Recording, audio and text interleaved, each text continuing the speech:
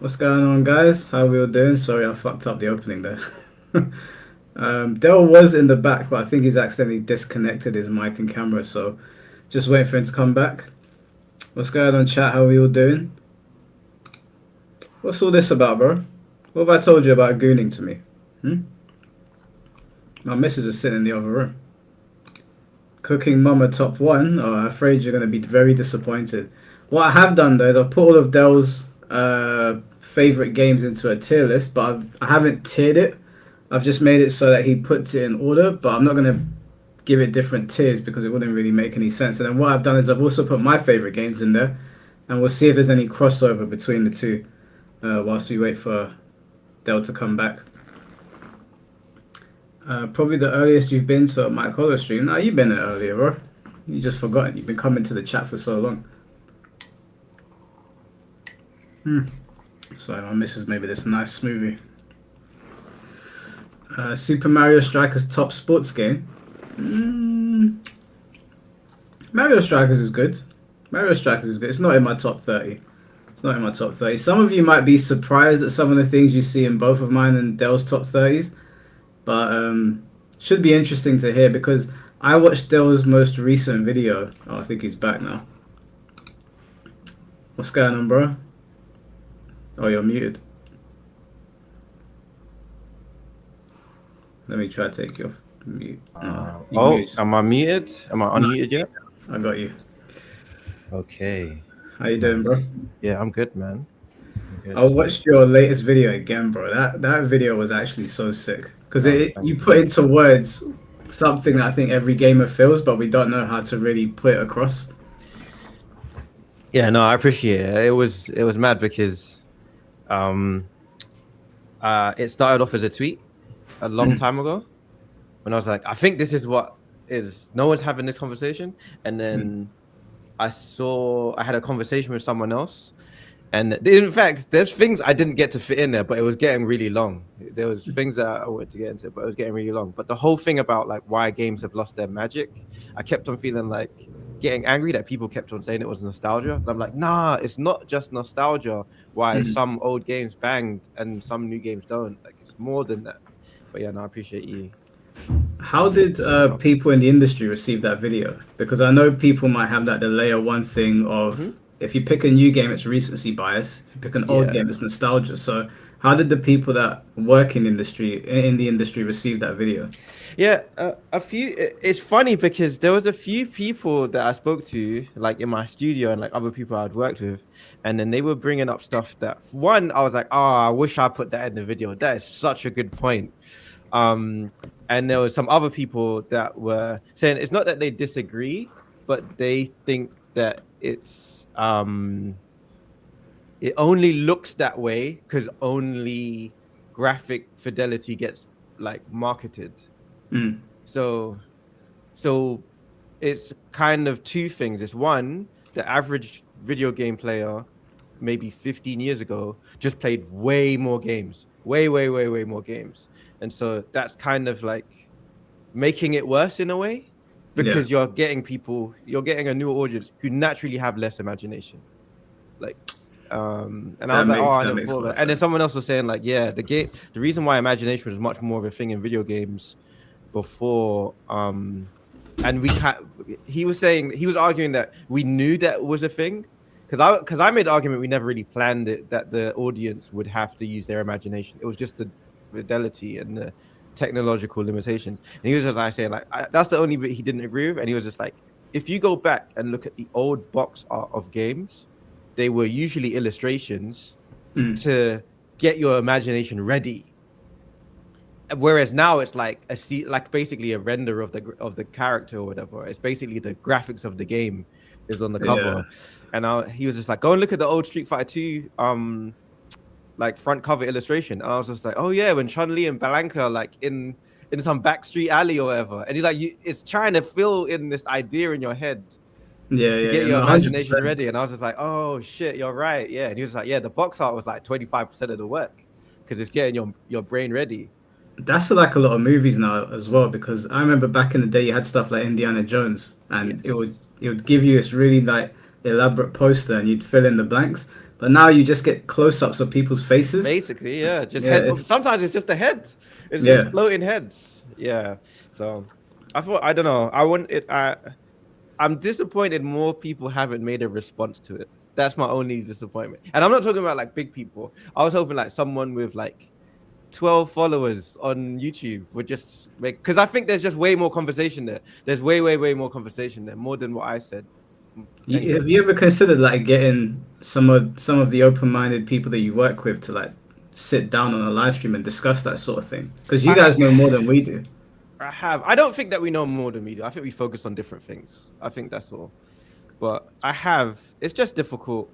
It's just difficult because time. One is time, but another thing is game developers take themselves too seriously. They just. What, in the sense that they won't come to someone's stream because they think They're they're too just good for it? concerned or worried or just like, oh, I don't really want to, give gamers TM an opportunity to like,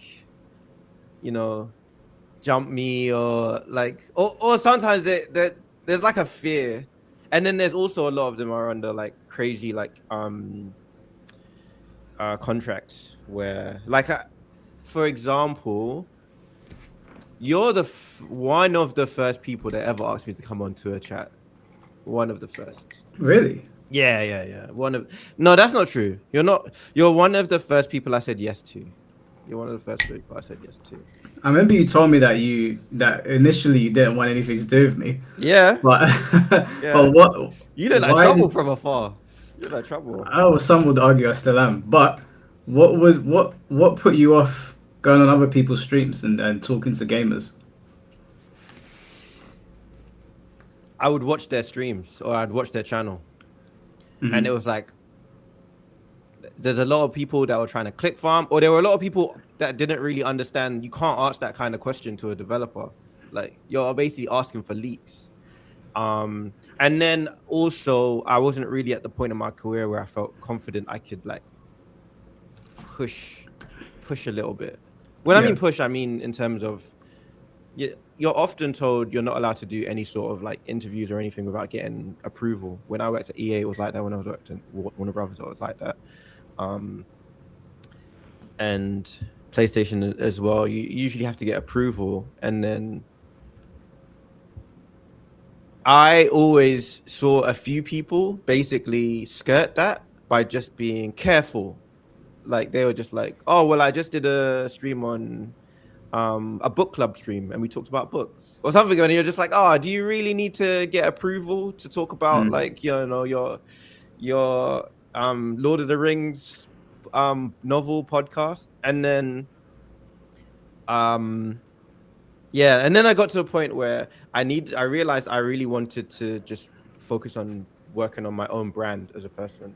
I just didn't want to be, because a lot of the reason why the company keep you like, oh, don't talk to anyone and stuff is a form of control and protection for themselves. But it often screws people up too, because they don't have options. Like they get layoffed and they're just like, oh, I don't know what to do now. But I'm like, what if you had a network? What if you, I don't know, you know what I mean? Like, what if you built yourself? And I was like, no, I need to build myself. But the main reason why I actually was like, I really want to talk to Mike now is because your chat was probably more of a reason than you, because I saw your chat would cuss you when you were wrong. Yeah, they cuss me when I'm right. Yeah, yeah, but I like that they were like you had made an audience that wasn't just like the cult of Mike Hollow. Like it was like people were just like, Mike's chatting shit again, or like, oh yeah, we agree with Mike on this. Like I was just like, oh, this seems really human. This seems like really, really human. And you also sounded like me. So there was like a layer of trust where I didn't feel like there was this ulterior motive to like, because just after I chatted to you was around the same time Hypnotic made a whole YouTube video about me, just calling me like the great DEI hire, and like, so I was just like, I don't think he's gonna do me dirty like that. Yeah. No, I'm not like I saw your picture that had Oxford Circus, the high street behind it, and I was like, oh, okay, that was from around the way. Yeah. But I've tried in my like personal friendship group. We all cuss each other constantly, so I didn't want it to be a thing where I gain a lot of subscribers and I sort of I try to like influence and dictate how Mm. people feel, because I know if my real life friends ever came to the chat, they would start saying, "No, Mike, we don't do that," and this, no, Mike's a pussy, this, that, and the other, and I'd be Yeah. like, because they'll just end up exposing me. So I thought, let me try to replicate an audience that is as close as possible to my friendship group, and luckily it turned out that way. Yeah, it Um, definitely shows. It definitely shows. Before we go into your list, I wanted to ask this. I know what you're probably going to say, but because of the whole culture war thing, has it made it more difficult for developers to want to interact with YouTubers and gamers? It's made it impossible. Would It's you made it ever go impossible. on one of their podcasts just to have a back and forth with them? I used to think about it, and then I saw other people do it, and then I saw that you're not dealing with someone who is ready for an open dialogue or conversation. Mm. You're not really dealing. It's insincere. It's Yeah, yeah. insincere. So then I was like, oh right, yeah, you can't actually win this. And then there was another factor too, is I'm going to become a victim of this. It's inevitable because I'm willing to talk to people. How can I put it? Yeah, because I'm willing to talk to people who are not super liberal and like lean to right. As long as you're not straight up racist or sexist or anything. Like if you're just not straight up like not like just a prick to people, I'm gonna have some room to talk to you. But if you're just like yeah, I just don't like those kinds of people. I'm just like I don't really want to spend my time talking to you. Yeah, But I hear that. if you lean right, I'm willing to talk to you, but there's an entire spectrum of game developers, especially in California, where you're just like, you spoke to those people, you're my enemy now. Mm. And I don't fear that, so it's inevitable that those people will eventually turn on me. Eventually, like other game developers are eventually, if they haven't already, at some point they're gonna definitely turn on me. But I'm just not trying to. I'm not inviting it because it's just like I'm not getting much out of it. Yeah, yeah. Have you typed your name into Blue Sky to see what people are saying? Yeah, I have. I have. There's been times where people have come for me a bit, Yeah. but people don't pay attention to me enough. There has been a time where people really, really came for me though. Like proper. They will though. Your channel's picking up steam. You're 100% going to attract much more attention soon. Yeah, I just don't. Man, just don't care.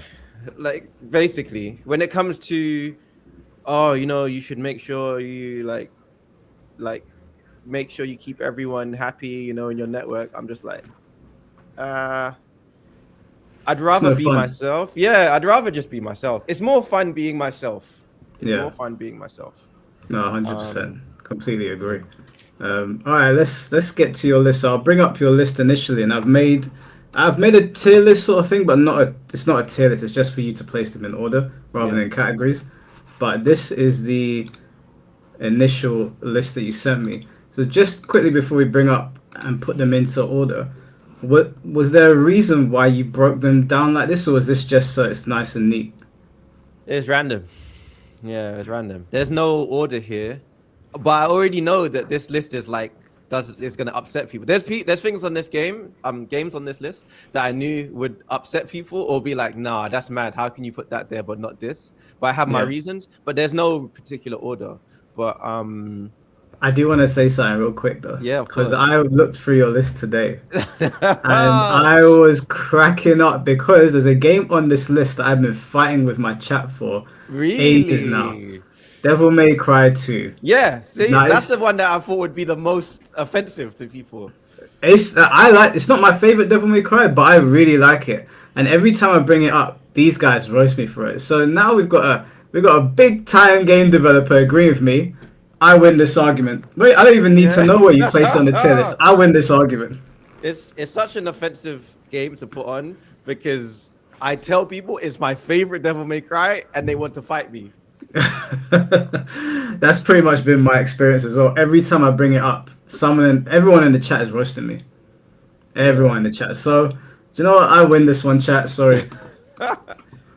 Let me bring up the tier list. So yeah, this is the tier list. So I went ahead and put my favorite 30 games in there as well. So every time you rank one, I'll rank my own. I think there's a bit of crossover between ours though. Well, I know that you're going to give more of a description on yours. I'm not going to give as much of a description just because I know you got 3 hours. So Yeah, we'll sure. try to keep it as Wow, you actually concise as sorted that possible. out. That's mad. Yeah, I put a little white square here just to separate our 30 games. Oh, that's sick. Yes, just so we don't get confused. But what I wanted to do ideally is start with your least favorite up to your most favorite. Okay, hang on. Let me get the list on my screen as well, because it's gonna make my life easier if I can just. Look at the Oh, chat; they are livid about DMC2. DMC2 is objectively the worst in the series. It's okay to be wrong. It's okay to be wrong. Exactly, it's okay, guys. I told you, man. You didn't want to listen to me. Now look who's got pie on their face. It's okay to be wrong. Okay. I think let's start with let's just start with Pokemon. Let's just start with Pokemon in there. Okay. Because I put Pokemon Sapphire there instead of Blue. It's the fourth Sapphire. one, I think. There it is. Yeah. Okay, so why this Pokemon game in particular? It's because it had figured out the formula. There were some janky things about Blue and Red, but it had completely figured out formula. And it was one of the first games where, as a kid, the game wasn't purely linear. It wasn't telling you every direction and every decision. It wasn't like a straight line, because it's almost an open world. Yeah, Hoenn was pretty big. And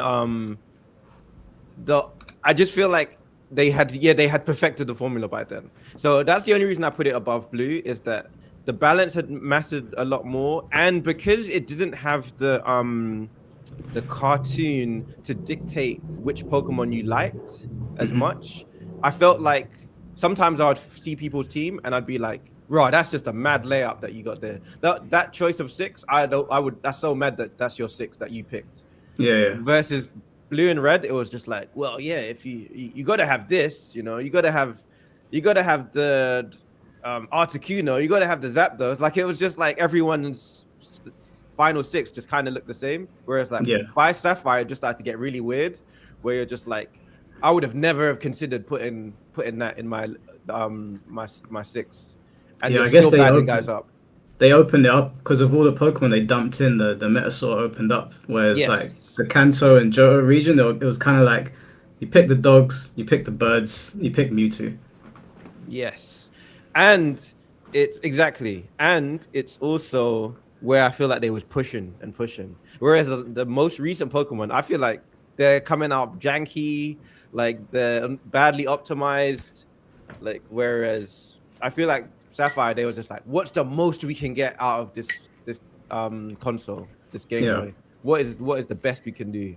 Anyway. Well, I won't put. What I'll do is I won't put mine in order. I'll match yours whenever you do one. So I chose a Pokemon game as well, but I chose Pokemon Fire Red. That's fair. For very similar reasons to yours, because Fire Red came out after Sapphire, and they basically took Sapphire's formula and expanded it. Yeah. It did everything that Yellow did, and then some. You could go to all those different islands. You got to fight Pokemon from the Hoenn region, and I feel like the original story was almost perfect for a Pokemon story. It's the only Pokemon game adventure I've played more than once. So Wow. Yeah, that's sick. Yeah, I think that's also when the game started to have like real lore.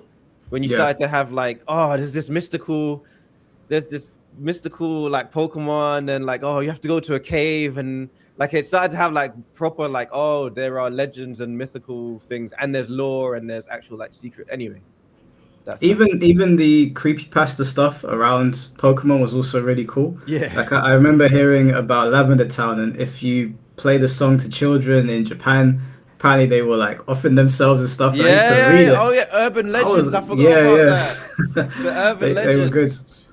Yeah, That's what those it's are all good about. times, man. That's part again, like that ties into your video, the imagination sort of stuff. Yeah, fill in the blanks, of course. Mm.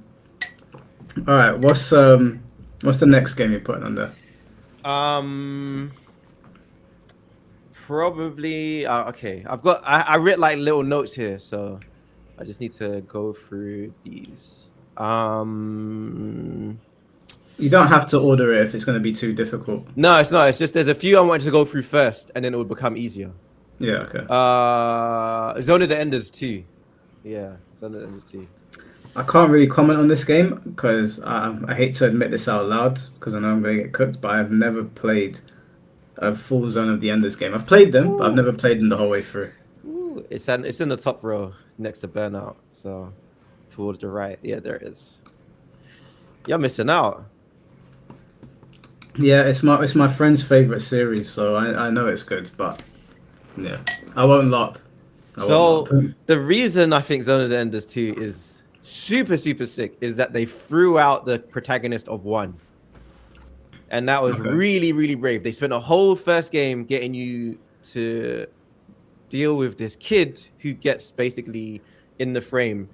And he's like learning to use it. And he's like good, but he's still a 14, 15-year-old. And he's having to deal with like all the something that's just basically it's a fighter jet. You're basically in a fighter jet, and it's a kid. And so the second one is so sick because you have the same frame as the first one. Jehuti is the frame, and you have the same frame in the second one, but you're getting to see what it looks like when like a 21-year-old like trained person is using the frame, and you're like, oh, this is what it looks like when someone's really piloting a Gundam almost like. And so it's like completely elevated. But the reason I think it's sick is that it doesn't play anything like any other mech game. If anything, the game, the mech feels like Chip Zanuff from Guilty Gear. Okay, like, that's interesting. It's super graceful, super elegant. It's more like Bayonetta than it is like any other game, except you're flying too. And so it's like a mixture of Dynasty Warriors because you'll have like tons of people attacking you at the same time, and you've got to like maneuver around them. And it's a mix of like almost like Guilty Gear, where you're like it's more about like combos and movement, but you're not really using a robot. It's all about momentum. It's like attack, dodge, aim, dodge, like backflip. It's not like any game I've ever played to this day. And so, is that a Kojima game? He is the producer. I can't remember who directed it. So Kojima was the producer, but it's not his game. He just like helped. Right. Okay. All right. Okay. Well, to match that, since Kojima is involved, I'm going to put MGS4 on here. MGS4 for me was an emotional roller coaster. I think that most people would say 3 is the best one, but like you said, like games make us feel certain things, and by the time I got to the end of MGS4, I was like emotionally exhausted with what Snake was going through. Yeah, that it was makes rough. sense because he's aged as hell as well.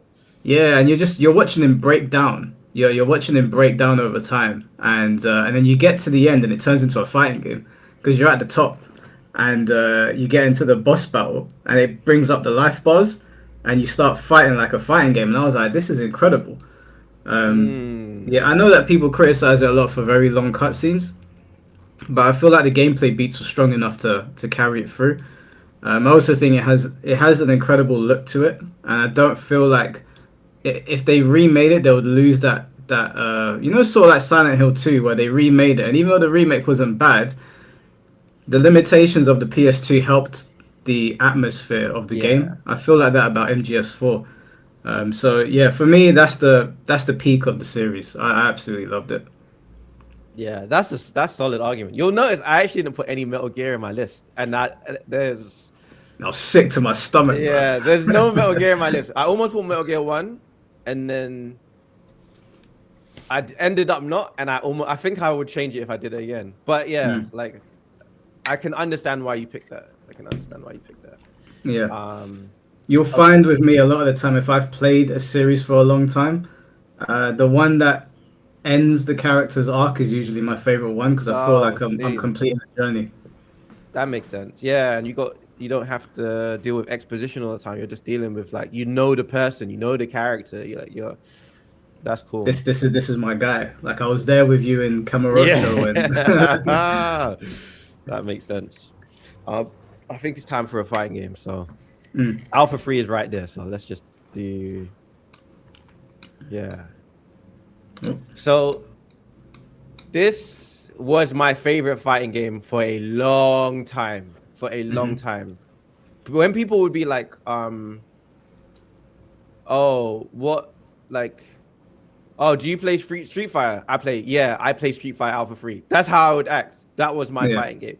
And the reason is, one, the music was sick. It was like really loud. It was just like really loud, gearish, noisy music. Like, Mm. and I just remember that PS1 end of that PS1 era of just like because the first time I played this, it was actually my friend's older brother who got it from a Japanese port. So I always knew it was Street Fighter Zero 3. Okay. And it had this like world tour mode. I had never seen anything like that before, where they would like have like dialogue, and I had never seen a fighting game have any story before like that. Like where it was like, oh, every time you meet someone, there's like text to read, and that looked more like an RPG to me. That was sick, but because of the ism system, which has actually made the game completely unbalanced and completely broken. The game is super broken. It's Yeah. completely broken. The Vism, you could keep people in the air forever. Basically, the game is completely broken. It doesn't work. But when you're not playing at an elite level, you don't know that. Mm. So I think the game had the best self-expression of any of the Street Fighters before that, because there could be two people that play Guile and play them completely different ways.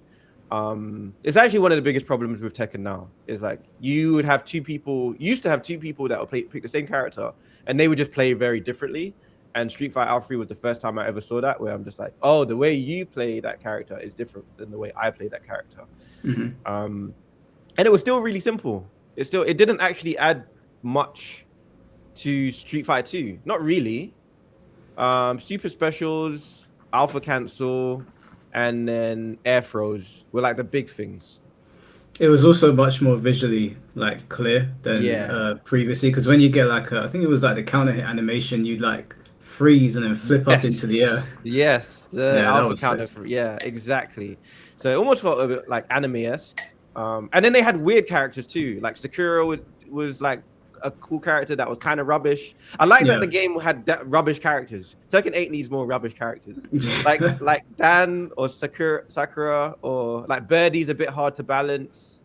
Rose Sodom was a bit odd. yeah, Sodom, like, so it was less about, oh, we need a balanced game. It was just like, no, it's a gamey game. Like, Mm. they're just weird characters. And if you want to beat up your little brother, I'll pick Dan and you pick Akuma, and I'm just gonna just show you up for fun. It was just like this gamey stuff in there. Bro, when you went up against a good Bison and he was using, Yeah. I think it was the Exorcism Gorge, Yeah, and he got his super on you, it was just game over. game after that. over. Yeah, you were getting mashed up. You were scared to jump. Yeah, some Yeah. characters made you scared to do things. Anyway, Yeah. that's why. Yeah, that game was that the music in that game, Ryu's theme in particular. Whenever that would come on, I'd be like, yeah, this because that was my Street Fighter game as well growing up before we got to Third Strike, Mm. or we might have gone back and played Third Strike. I can't remember the order they came out in, but I remember Alpha 3 was the first one that we really jumped Yeah. into properly. All right, you put a fighting game on there, so I'll put one on there as well. I'm just gonna get this out of the way because it's gonna be super controversial. There's things on your list that now I'm seeing, I would change my list. And when Yeah. they show up, I'm going to tell you what they are. I'm gonna get this one out of the way now because I'm gonna get flamed for it. But I have to put Rebirth of Souls in my top 30 games of all time. I have to. I'm Nah, going to be this- quiet. I want to hear this. Yeah, this game is a shit product. Okay, it's a shit product. It has a bad story mode. It has a bad online system. It's got no rollback. It's delay based and it's That's very bull- delay based.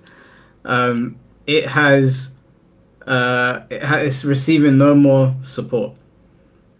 But That's funny. but I am a firm believer that of all of the anime fighting games that have come out, Rebirth of Souls is not only the most ambitious one, but it's the most fresh fighting game that I've played since maybe Mm. the GBA Jump Versus game. There's no other games like it, and that's what I love about it. And when I play it, I feel like I'm playing with Bleach characters. And the thing that I like the most about it is that Identity, yeah, yes. I feel like I'm actually using Bleach characters. And when I play other games, like you said with Tekken 8, it's very homogenized. Mm. Rebirth of Souls isn't. Every single character has their own game plan, and every single character has maybe two or three game plans depending on how you want to move with them. So, for example, um, if you play a character like mine, Renji's, Yeah. you've got two main strategies. Whereas if you play a character like who's like Yuhaba, for example, Hmm.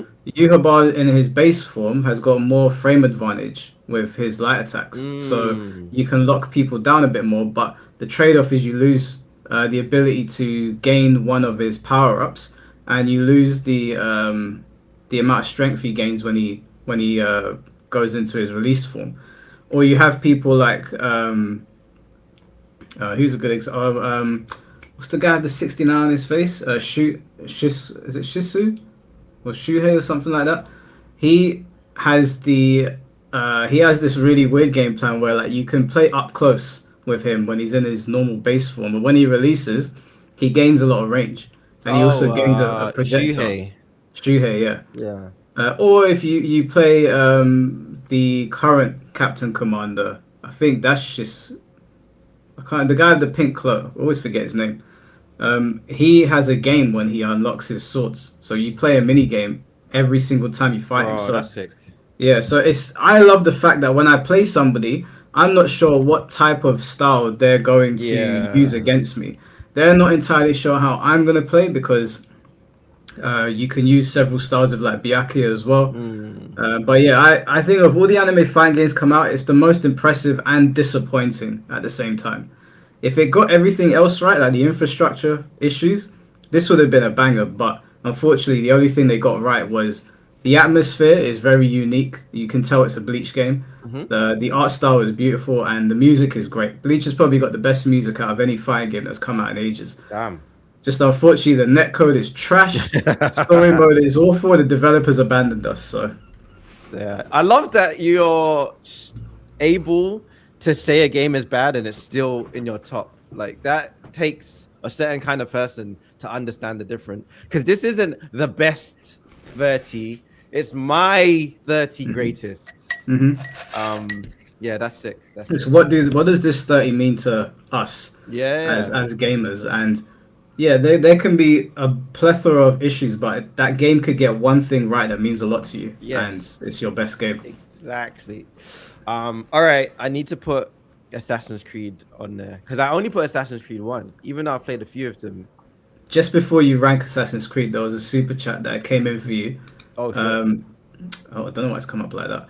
Assault Black Feather, thank you for the $20. Hi Mike, hi Del.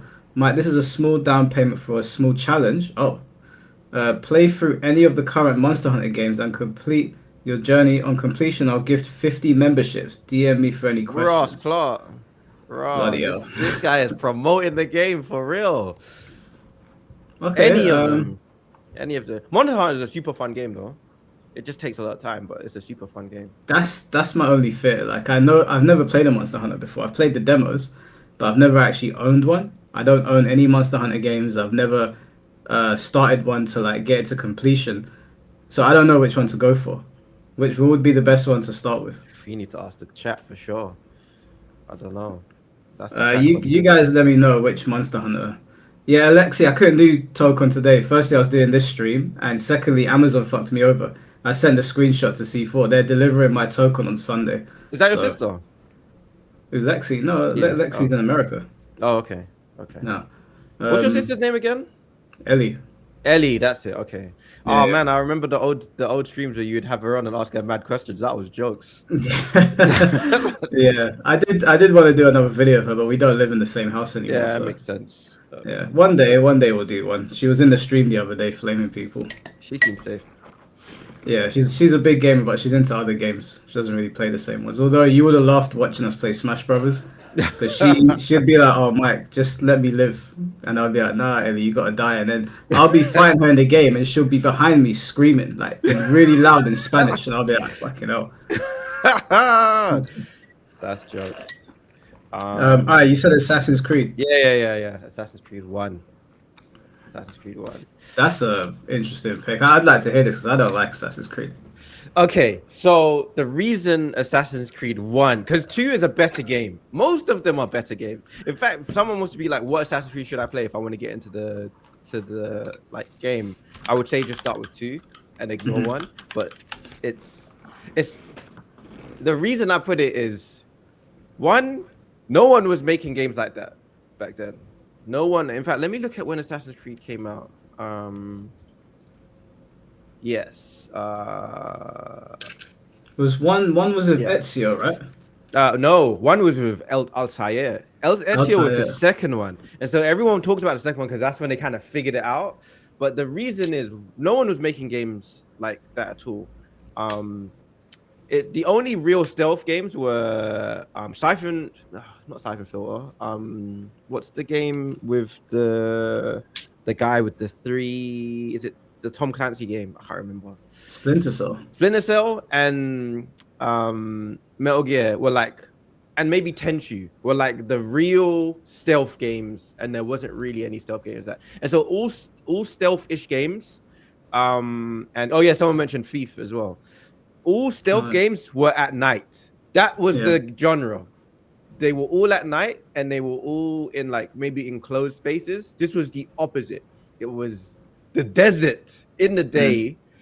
It was not that long after everyone in America hated Arabs because you know, between 9/11 and Iraq, everyone just hated anyone Arab at the time, and they were like, no, we're leaning in. Actually, we're gonna make a whole game about Arab law, and we're not gonna hide it like we do in Prince of Persia, where we're like, oh, let's make him not wear too many Arab things. Let's give him curtains like trunks. They were like, no. He's gonna look like an Arab man from the Hashashin era, and the people are gonna be Arabic. And so I just was like, this is super sick. This is proper sick. And the whole game was rewarding you for being patient. Like you got rewarded for walking instead of running, blending into crowds instead of busting them up. There was like lots of like narrow streets and rooftops and balconies, and there wasn't really one way to do things. There was just like, oh, which way do you want to do it? Which had like a crazy different layer of stuff. There was before Assassin's Creed, there just wasn't games like that. There just wasn't games like that. It was like, oh, you want to do stealth? You have to do Ninja or Metal Gear Solid. And so I just like that they just tried something completely different, and it looked hard. It looked difficult. So it's like a pioneer in super pioneer. And to this day, I don't feel like games really know how to copy it properly because they like did their own thing in such a confident way. Yeah. Do you feel like the Assassin's Creed has maintained its sort of like upstanding, or like do you think it's still a game that people respect, or do you think it's kind of fallen off? I do, but I think that what's really sad is we saw the RPGification of all games, where it used to be games had a beginning, middle, and end, and then it was just like, oh, let's add stats and upgrades and level up, and then Assassin's Creed kind of became a victim of like, let's make this game have all the features that all other games have, and then we just came bigger and bigger and bigger. But the original Assassin's Creed it's almost a different genre. It's almost a different game. Do you think if Assassin's Creed did not adapt to the way the industry was moving, it would have died off, or do you think it could have done its own thing? It could have done its own thing, but that's not the reason Assassin's Creed got so big. The reason Assassin's Creed games got too big is because of the Montreal government. The Montreal government basically subsidized Ubisoft to basically just give them money to expand. And so they basically got all of their employees, quote unquote, for free because of tax breaks. And so you get more profit the more people you have.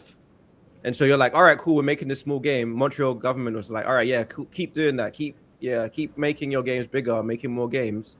And then now you have 9,000 employees or whatever it is.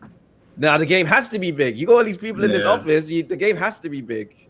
But that's crazy. Is that what the Japanese government is doing with Sega now? Yeah, they're not as much as Montreal, but they're basically deciding to make a decision to subsidize and help because it affects it's good for the culture, it's good for the industry, etc. It's great for your graduates. You want people to be getting jobs.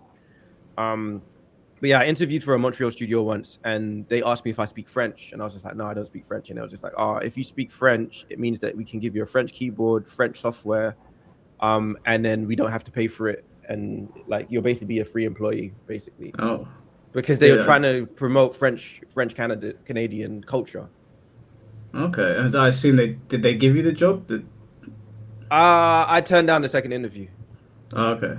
The first interview, it's almost like we were trying to see if it would be a good fit, and I was like, I heard some things I didn't like, and I was just like, nah, it's all right, no problem. I don't want to waste your time. Yeah, no, that's fair enough.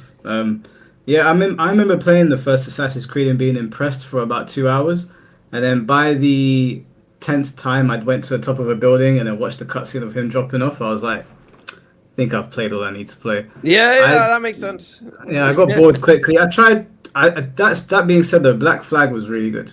That was one of the best Assassin's Creeds. Yeah, I was really impressed by that, and I'm having a lot of fun with Pirate Yakuza right now because it's giving me like flashbacks to Assassin's Creed. Yeah, it's a lot of fun. Oh, one thing is I spoke to the narrative director who wrote the Assassin's Creed where you was meant to play as a freed slaves killing Ku Klux Klan, and the game got cancelled. And it got cancelled because, and this is public knowledge now, it got leaked. So I'm not saying something that's like the first, but the reason it got cancelled is because the studio was worried about the sentiment from the culture war. But that would be the reason to put it out. It sounded sick. It sounded so sick. Freeing slaves and killing Ku Klux Klan. That sounded sick. Bro, that would ignite so many but I would love to see what the arguments would be for that. Yeah. Because well, I don't really know how you could really. Yeah, I don't know how. I would love to see people like losing their shit over. I can't believe they put this game out. They would have been like they're trying to exacerbate white guilt or whatever. They would find their reasons. Like they could have used that as the marketing, just the culture war. It would have done it for them. It would have been the most promoted game ever. Yeah, without spending a single penny, the internet would have promoted it for them. Yeah, he was telling me about how it was like everyone was saying the story was sick, and everyone was saying what's really good is you feel there's a really good reason to be killing so many people. That's hilarious. I mean, it's a video game, and how angry can people get? All right, well, since you're putting a game in there based on innovation, I'm going to put Jet Li Rise to Honor on here. Oh, sick. I know that I played this again 2 years ago, and it's definitely aged, but I think what they introduced in this game, I think it laid way for Sleeping Dogs. When I look back on it, it feels like that's where Sleeping Dogs might have gotten its start. But the reason I put this game on there is it felt like I was watching a Chinese martial arts movie from beginning to end, and they really made you feel like you're in one, because they did this really cool thing where instead of using triangle, square, circle to punch and kick, they use the analog stick. So if a bunch of guys surround you and you start pressing the analog stick in different directions, Jet Li will start punching really fluidly in different directions. And he was just merciless in this game as well. Like, he would throw people off bridges if they got in his way. It had the true crime slowdown feature before true crime was even a thing. It had looking it up. I remember it now, actually.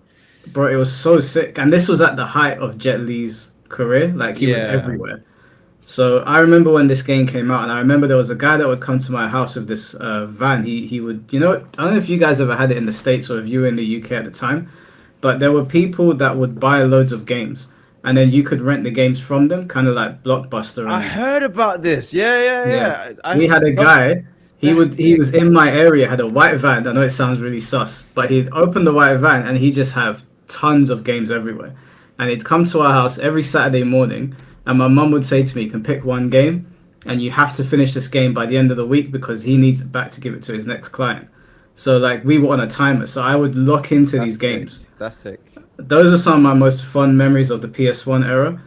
It's where I first played Gex, the Gecko game. It's where I first played Rise to Honor. It's where I first played Bloody Raw.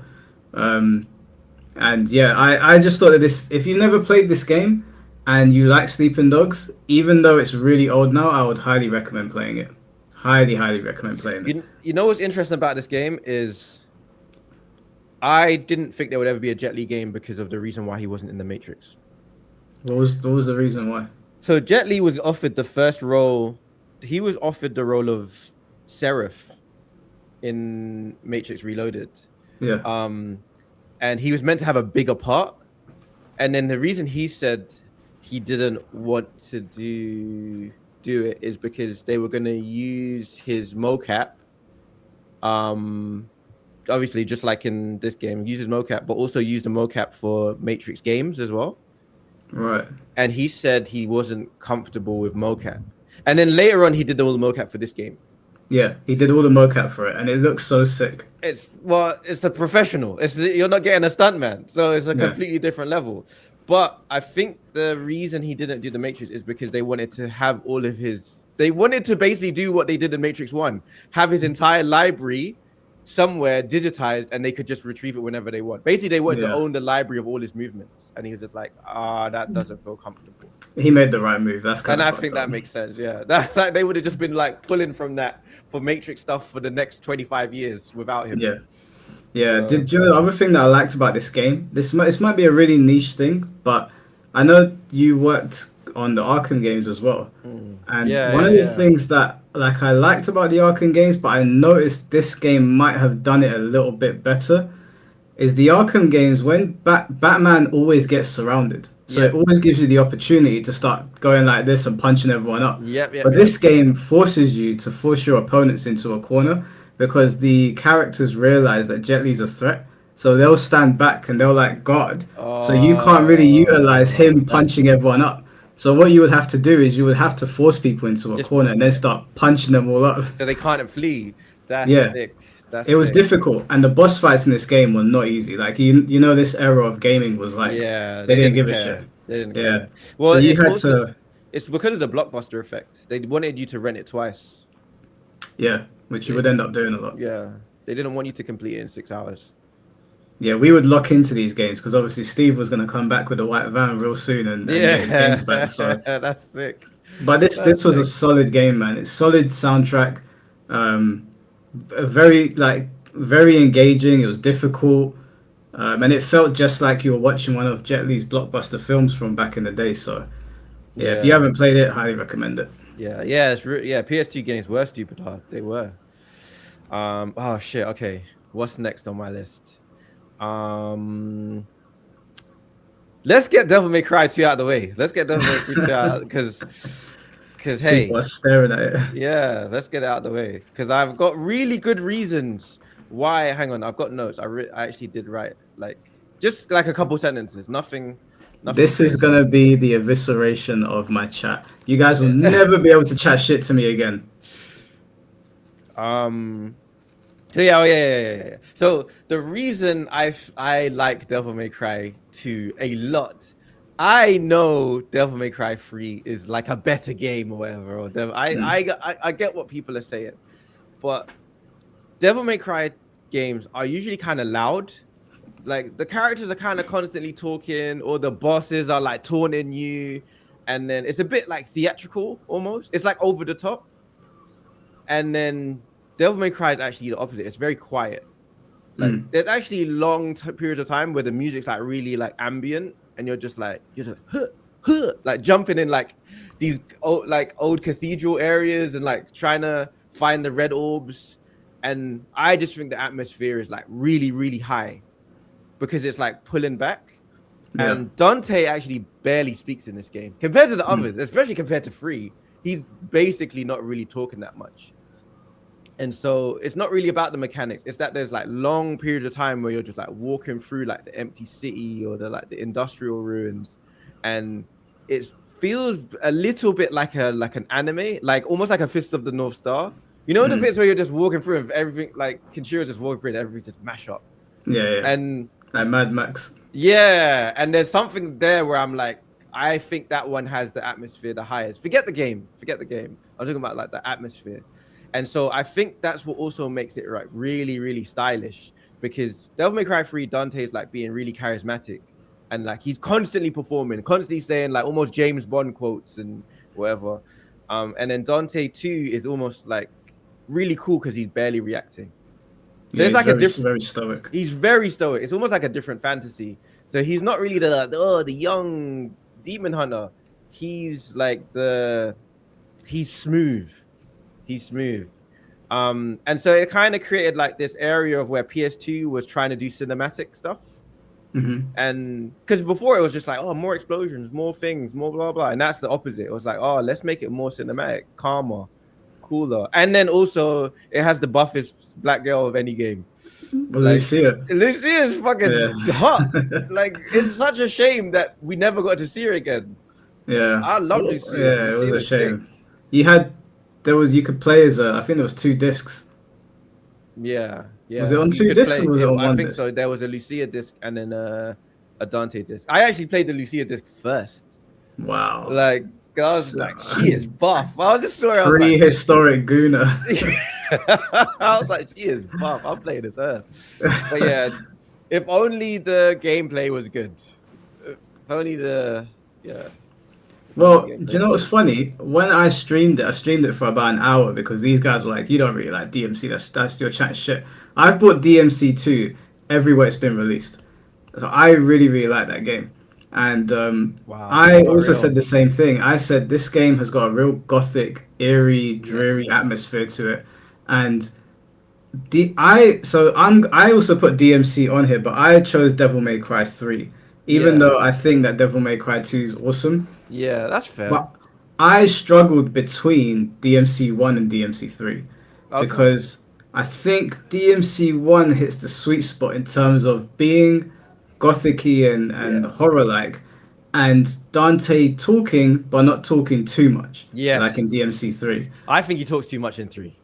Yeah, he's a bit of a yapper in 3, but the reason I gave it to 3 is that I think the chemistry between Dante and Virgil and them going after Arkham, the music, the boss fights, the gameplay is such a huge selling point of 3.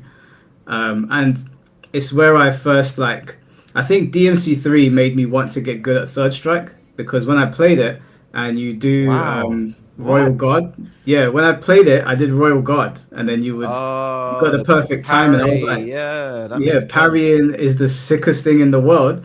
And then my friends were playing Third Strike a bit more, and I was like, oh, you can parry in this. You can just do it all the time. So for me, DMC 3 objectively is the best Devil May Cry game. Okay. But DMC 1, it's very close for me. Like, I love the whole you walk next to the door and the big demon hand comes out and tries to grab you. Oh So yeah, and pull you. Yeah. Oh, yeah, that's you're not really ever safe. And I like the spider boss fight because it made me cringe. And I thought if the game can make me cringe, they've done something right.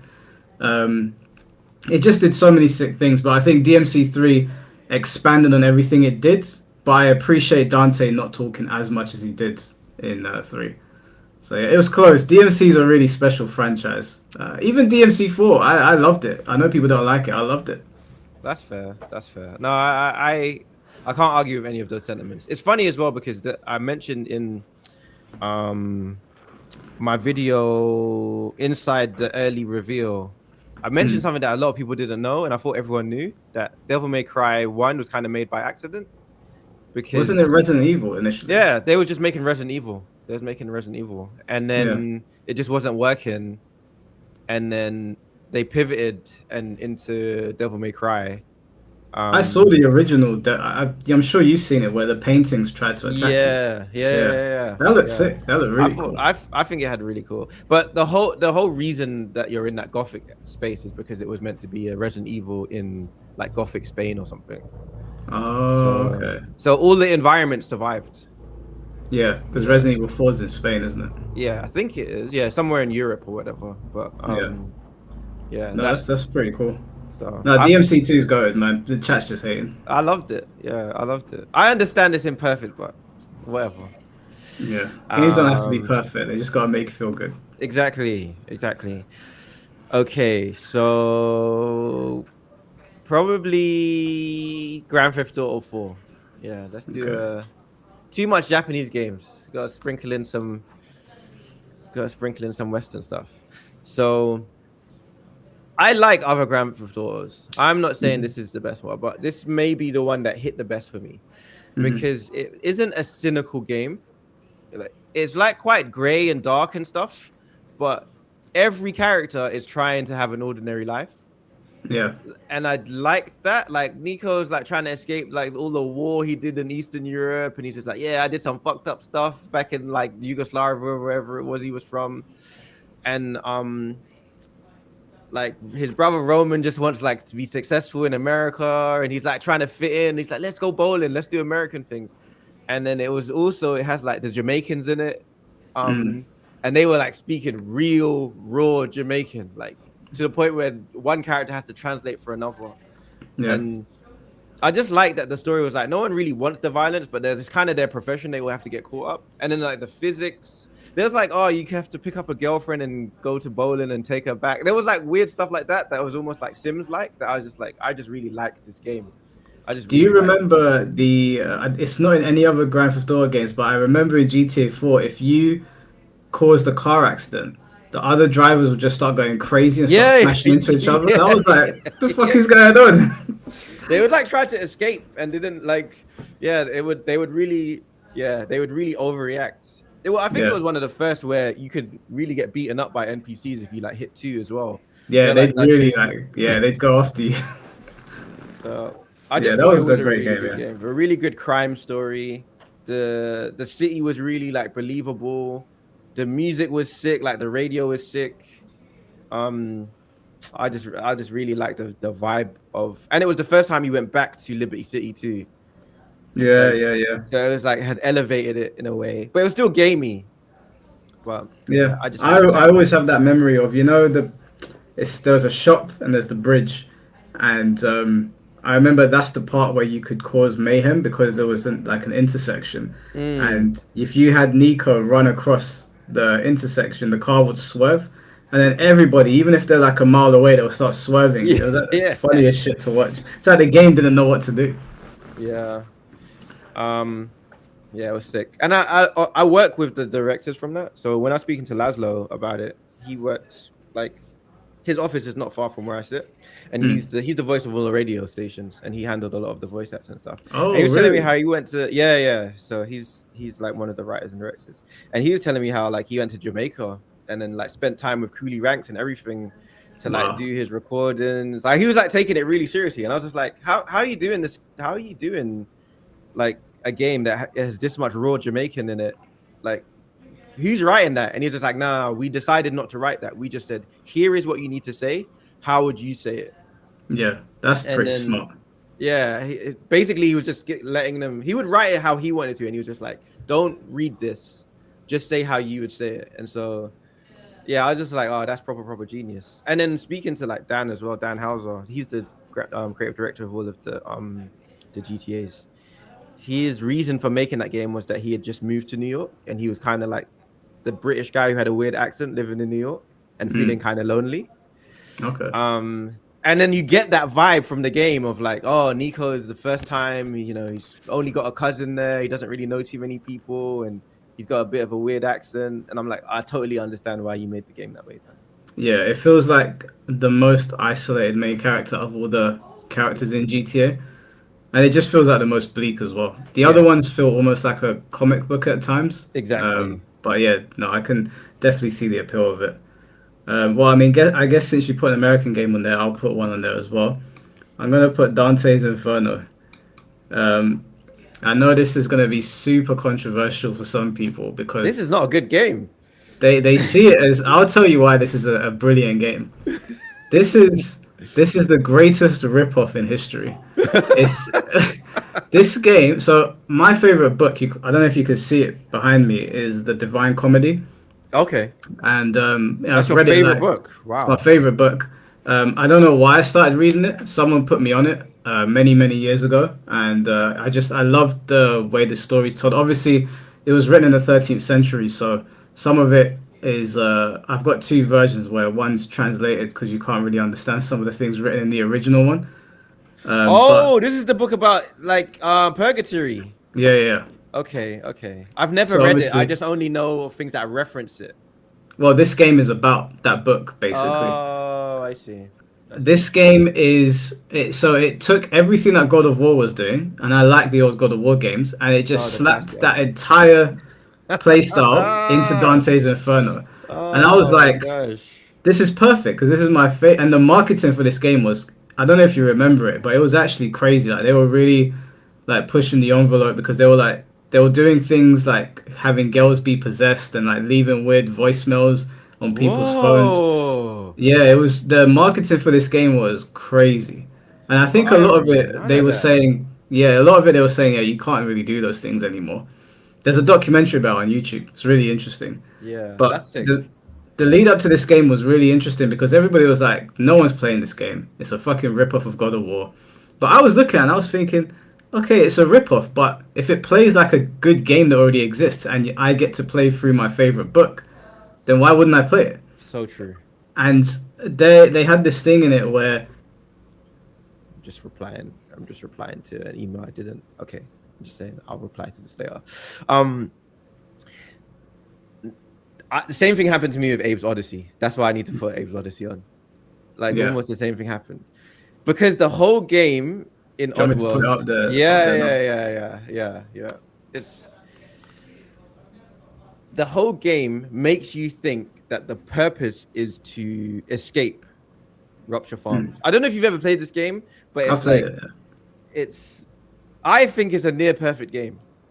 I think it's a near perfect game It's a because funny game. I remember the laughing gas stage. I was cracking up. it's a funny game for sure. But the reason why I say it's a near perfect game is because what every other game told you to do, this was like that's not gonna work here. Mm. But it didn't make you. It made you feel smart for figuring it out. Because the whole game is that you discovered that you're a factory worker of these slaves basically, and then the company has figured out that they have basically taken all these endangered creatures around Oddworld, and they farm them so much that they're going extinct. And so they're like, all right, that's fine. We figured out a new recipe for something new to keep our profits high. And then you learn that they're gonna start selling the slaves as food. Yeah, And so yeah. all your boys are gonna die. Everyone's and so you're like, I have to escape. And so what I liked was it had really dark themes, like very dark themes. Because the reason Abe has very limited vocabulary and everyone else does is that all of their mouths are sewed shut. Yeah, the barbed wire. And I was like, this is really fucked up. Like Yeah. this is really fucked up. But it's not a horror game. It's like it's just got horror themes in it. And what was really cool is that you can't shoot anyone. Mm. It was a game about you are powerless and your power is your like telepathy and you have to like problem solve your way. Anyway, I like the fact that the whole game was predicated on intelligence, like stealth and intelligence and like problem solving. Mm-hmm. But it had a lot of empathy too, because you had to take the time to decide who am I going to save. Because it's easy to get out. It's not easy, but it's easier to get out of the stage without saving your boys. Yeah. And you could do things like actually sacrifice them to make your life a little easier to get out. But then there becomes a point in the game where you realize that basically you get to the end and it shows you how many of them that you saved. Because they're like, cool, you got out. Where are your brothers? And then it shows you how many you got left behind or died. And then you can basically get like a really awful ending. And it wasn't like, oh, you got the bad ending. It made me think I'm a bad person. Yeah. And that was like the first game where I got to the end where I'm like, I am a bad person. Like I never finished it. I only got halfway. I mean, even getting halfway, I think what was really cool is when you get to like to the outside, the wilderness, and there's like the freed ones that are like really powerful. Mm. Like they are just have a completely different confidence. They walk differently. And the game is just amazing. It's amazing. I really encourage you to replay it like recently if you can, because you're gonna probably find it's a lot easier than probably back in the day. But it's maybe in my top 10. It's a phenomenal game. But I will definitely go back to it.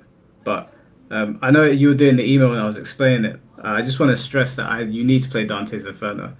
Okay. You need to go back and look at the marketing for this game. It was actually, bro, it was batshit crazy. They were telling people to do crazy things in the name of this game. I'm gonna And check it out.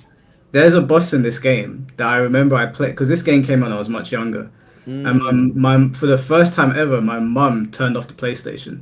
She was like, "You can't." She was like, Oh. "You can't play that." And I was like, "Mom, chill. It's just a game." She was like, "You're not playing it," because obviously I'm Greek Orthodox Christian. So when my mum saw it, she was like, Well, it's devil shit. Yeah. "Yeah." And they really push it in this game. Of course. One of the Oh, okay. demons is based on lust, and her vagina like opens up, and What the fuck? her nipples have tongues coming out of them.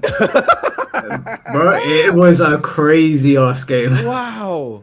But it's what's mad is a game like that, and to a lesser extent, Oddworld having like you're eating people and like you're sewing people's mouth shut so the slave state stay Yeah. quiet. Like I feel like there was this like area of games where they was getting away with mad shit. Because another game that I played was BMX Triple X.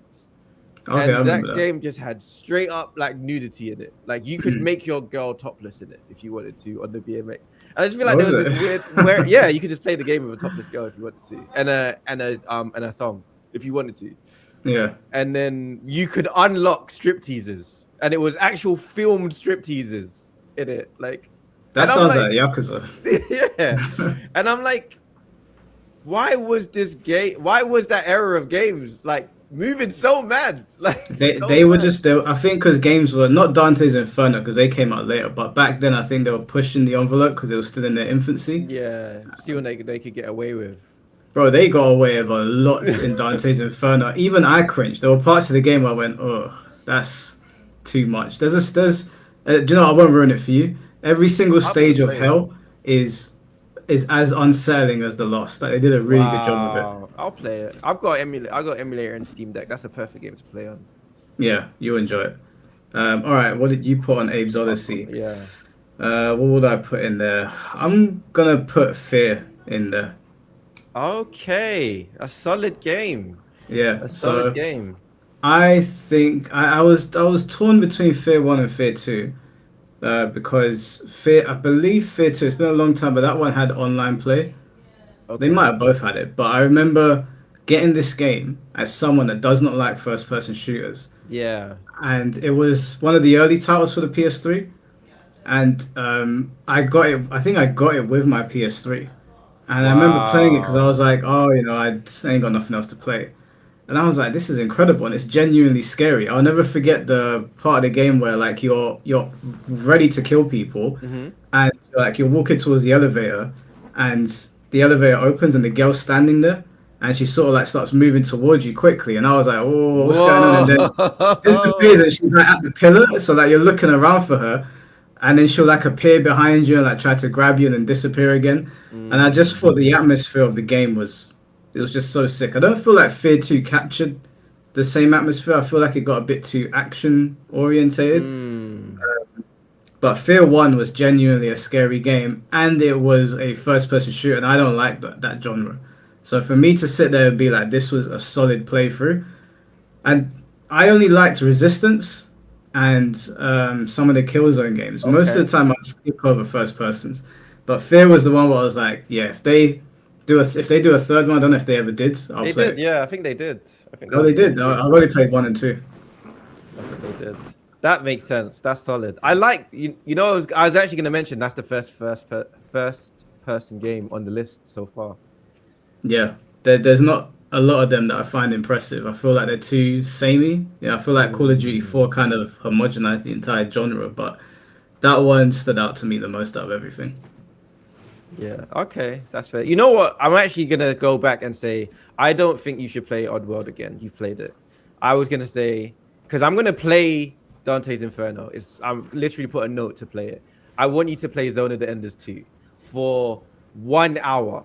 Just play the game for 1 hour. I think that's enough time for you to be like, I can see that there's no game like this. Okay, well, I shouldn't play the first one. No, no, no. I shouldn't finish the whole series. You should just play from Zone of the Enders 2. Okay, Like, I'll it's buy just it because I've still got my PS. It's on PS2, right? yeah. It's on PS2. Yeah, I've got my PS2 set up here. Well, I've got a 60 gig PS3, so I can just put it in there. So yeah, I'll play it. I'll definitely play it. Oh. I know PT. Oh, do you know, I wanted to put PT on this list, but it's only a demo. I can't put a demo in. It was close though. I did consider putting PT on here, guys. I really did because I played that demo to death. I think that's probably the greatest demo ever released for a game that never came out. Okay. Wow. PT. Oh, the Kojima PT. I just was like, what are you talking about? Oh yeah, PT was. You know, I was actually too scared to play it, so I just watched YouTube. Bro, it's the first time every single person in my group, they came to my house because they were like, I can't play this on my own. Yeah, I couldn't do it. I couldn't play it. I was like, nah, this is too... I thought I could handle it. I was like, I can't handle this. So I Yeah. only ended up watching it YouTube live or Twitch streams of other people playing it. I'm Yeah, like, yeah. I don't want to be in control. Yeah, I got my mum to play it. My mum only ever played Crash Bandicoot, right? She doesn't like games. She only played Crash Bandicoot. And I said to Wow, her, you matched please, up your mum. mom, surely. Yeah, I said to her, I turned the lights off. I was like, Mum, just play this game. It's super simple. You just gotta walk around and look for clues. So she was like, okay, cool, I'll play it. My mum flew off of my bed. She was sitting at the edge of my bed, and when Lisa pops up and when she grabs you and like starts screaming, my mum flew off the bed, and I was like, I'm so. She could have broke her neck. I felt so bad. Ah, man. Yeah, that game. It took me a long time to stop thinking about the baby in the sink. Yeah, it wasn't even a baby, it was a fetus. Yeah, it took me a proper long time to stop thinking about that.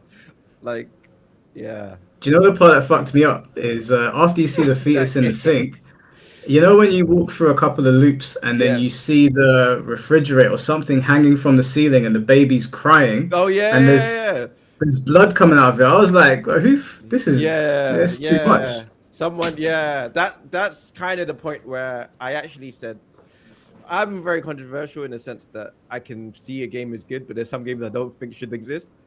Yeah, And I'm like, I don't think that game should have existed. It's too yeah, mad. it It's was. just too mad. You know, do you know what makes it even scarier is that it never came out. It was like this glitch in the time. Yeah. Like Kojima put this thing out that wasn't meant to be put out. Hmm. And because people still post up things about it, like, oh, did you see this? And did you see that? And did you look Yeah. around the corner here? And yeah, that game, that 15 minutes of gameplay is better than most horror games that came out. For sure, for sure. There's an entire genre on Steam of people remaking versions of that game, and people Yeah. do well. Like, there's like 100 versions of people trying to replicate that game. Have you played Dreams? Oh yeah. The one where you can literally create your own game almost. Yeah. Yeah, they recreated the whole of PT. Fucking hell. That Crazy. game, I feel like should have been more of a phenomenon. I don't know why it wasn't a bigger thing, because you can do anything in Dreams. I feel like Dreams is a silent juggernaut because when I go in there, I'm like, there's always new shit I don't ever talk about on the channel, and it makes me wonder how many people are not talking about it but playing it. That's I'll true. go on there and be like, oh, what have they created today? Like, I haven't been on there for a few months, but I would sign on like every other week, and I'd be like, oh, this is a brand new thing, and then I saw PT on there, and I was like, damn, this is almost a one-to-one replica of what I Yeah, played. you can make anything in there. If you got the time, you can make any game in there, basically. Yeah, it's a good way to like, I guess, pitch your ideas. Be like, ideas, "Look, yeah. I can do this. So it's true. All right, let's get your next game on there. Since you did a first person, I have only got one first person because, like you, I guess we're just people who just never really clicked with first person games. I mean, I like playing Halo 2 with brethrens. I played a bit of GoldenEye back in the day when I was probably too young to play it, but in general, yeah, first persons were never the one for me. But Cyberpunk changed that. Cyberpunk would make my top 10, and I don't like Yeah, first person games. so I only played Cyberpunk when it came out initially, when it was super glitchy, and after 3 hours of gameplay, I was like, Had I enough. keep falling through the fucking floor. I can't play Yeah. this game. So how did it actually get better then? I played it twice. I played it when it first came out, and I had to refund it because I couldn't get past certain things because it kept on glitching. And then I refunded it. I got my money back. And then someone said the game doesn't glitch on Google Stadia. Oh, is And that I still was the just- thing? Not anymore. No. Okay. And so I was like, all right, I'm going to try it. And then I got it on Google Stadia, and it was smooth. It worked. There was no glitches. It never crashed. It was good. It was solid.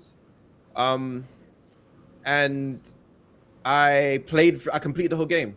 So the first time. And then I played it again, like years later, and it was almost like a remaster, and it was Okay. like way superior, but the story was pretty much the same. Yeah. But yeah, there's too many reasons why I think that people should give it another chance. Like the game was so sick. The lore was good. Every character is written well. The environments, the architecture, the the fantasy of how you want to play the game too. Because I'm not a huge FPS fan, so then I realized I don't have to be always like FPS in it. If I just become a net runner, I can just like hack my way through, bust people's brain before I get in the building. I could use like melee weapons. I could use my high DPS weapons just to slow them down so I can get past them and then like hack them later when I like earned more brain power. But it was like really, really sick. But what I really liked about it was that I felt that I was understanding why everything is so fucked up in the world, to the point where I'm like, I think I would be the same as everyone else here, because everyone's like doing like loads of like cosmetic surgery or like doing like body modifications or implants, and then there's like really good narrative reasons why it makes sense why people have gone too far. Yeah. They almost felt like upgrades felt more like social media. That sounds a Where lot like I watched a video about Korea and how in South Korea everyone's getting like some sort of something alteration to their body. exactly, and the society in a way, South Korea is a really good analogy actually, because you know they say in South Korea to apply to a job you need to send your resume in with a photo of yourself.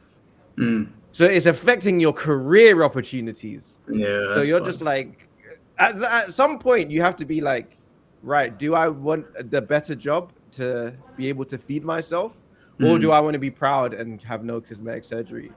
Like, and it feels like Cyberpunk is a game that made me feel that way, where I'm just like, yeah, you kind of have to get the implants, bro, because like otherwise, like, how are you going to become an exec if you're a corp and if you don't have the best net running tools? Yeah. Or like, or forget that, you just want to be able to be able to defend yourself against someone hacking your brain. Like, No, that so makes complete. That does sound interesting. It sounds like it makes you question yourself when you're playing the game. oh, for sure. I really felt it. I feel like people talk a little bit too much about the visuals and the graphics, but the actual lore and story reasons were like, this is really, really sick. And the problems too, like there's like storylines of like, oh, this guy finds out his wife is cheating on him or whatever. And he found out because of like this code, whatever it was. I was like these weird storylines happening, or yeah, people having to like turn on their friends for an opportunity, or people on the black market selling. Oh yeah, the brain dance stuff. There's like an entire black market thing where you can get brain dances, which is basically you replay through someone's memory. Oh, okay, that sounded crazy. Brain dances. Yeah, it's called brain dance, and you basically get hooked up to this thing, and you're playing through someone's memory. So it's really cool. You're in a world, and you're moving around, and you're doing the things, and you can change things, but you can't necessarily go like out that door because they never went through that door. So it's just a white space. It's only of the memory of where they were, and Yeah. then there's like people on the black market selling brain dances of people in their last moments. And so there's like you find a brain dance of a woman getting like murdered, and like people are selling on the black market because they're getting off on it and stuff like that. And then you can use that brain dance to find out who did it, and then that unlocks another mission, and then someone else gives you money because it was this person's husband that got murdered. And it's So like, how many hours can you get out of it then? I don't know, hundreds maybe. It's Okay. that That's the game thing is, that I think put me up. It puts me off of a lot of games because I'm like, yeah. I think like Yakuza is the cutoff point for me because I can get like 80 to 100 hours in that game, and I'm like, but when you say hundreds, I'm like, Yeah, you I wouldn't don't know. need I don't feel like it's completionist though. You could do Yeah. 50 and feel like you saw most of the game, Okay. because a lot of the side stuff is like, oh, I know about all of these side missions, and it's gonna take me 20 hours to do all the side missions. But if I did 2, I've got enough out of it that I get it, and the Okay. rest of it is just more. Yeah, I just So you would I've still got it. I've still. Do I need to Do I need to buy another version, or is this version going to be No, updated? that's one of the reasons why everyone loves the game, is that they said that they bought a bullshit game and they came back to 2 years ago and everyone got basically a free game. where they upgraded everything and fixed everything. Okay. Well, I've still got it, so I could just turn it on, see what's going on. I really recommend it. So many different endings, so many different paths, so many different ways to do things. I tried it with the female V, and I completed it with female V, and then I tried it again with male V, and I didn't really like the dialogue, and so I've never completed it with male V. But even that changes things, because certain people you can date or whatever, they might be only into men or only into women. So like, I have not seen the whole game, but I like it. But yeah, Okay. it's on my list as the only FPS game. Well, since we're doing shooting games, I will put Helldivers 2 on here. Oh, what a choice, man! What a great choice. This is like when you talk about video games, like just like what does a video game look That's like a to you? gamey game, man. Yeah, this is a super gamey game, and this is one of those games that really involves the community and building the lore.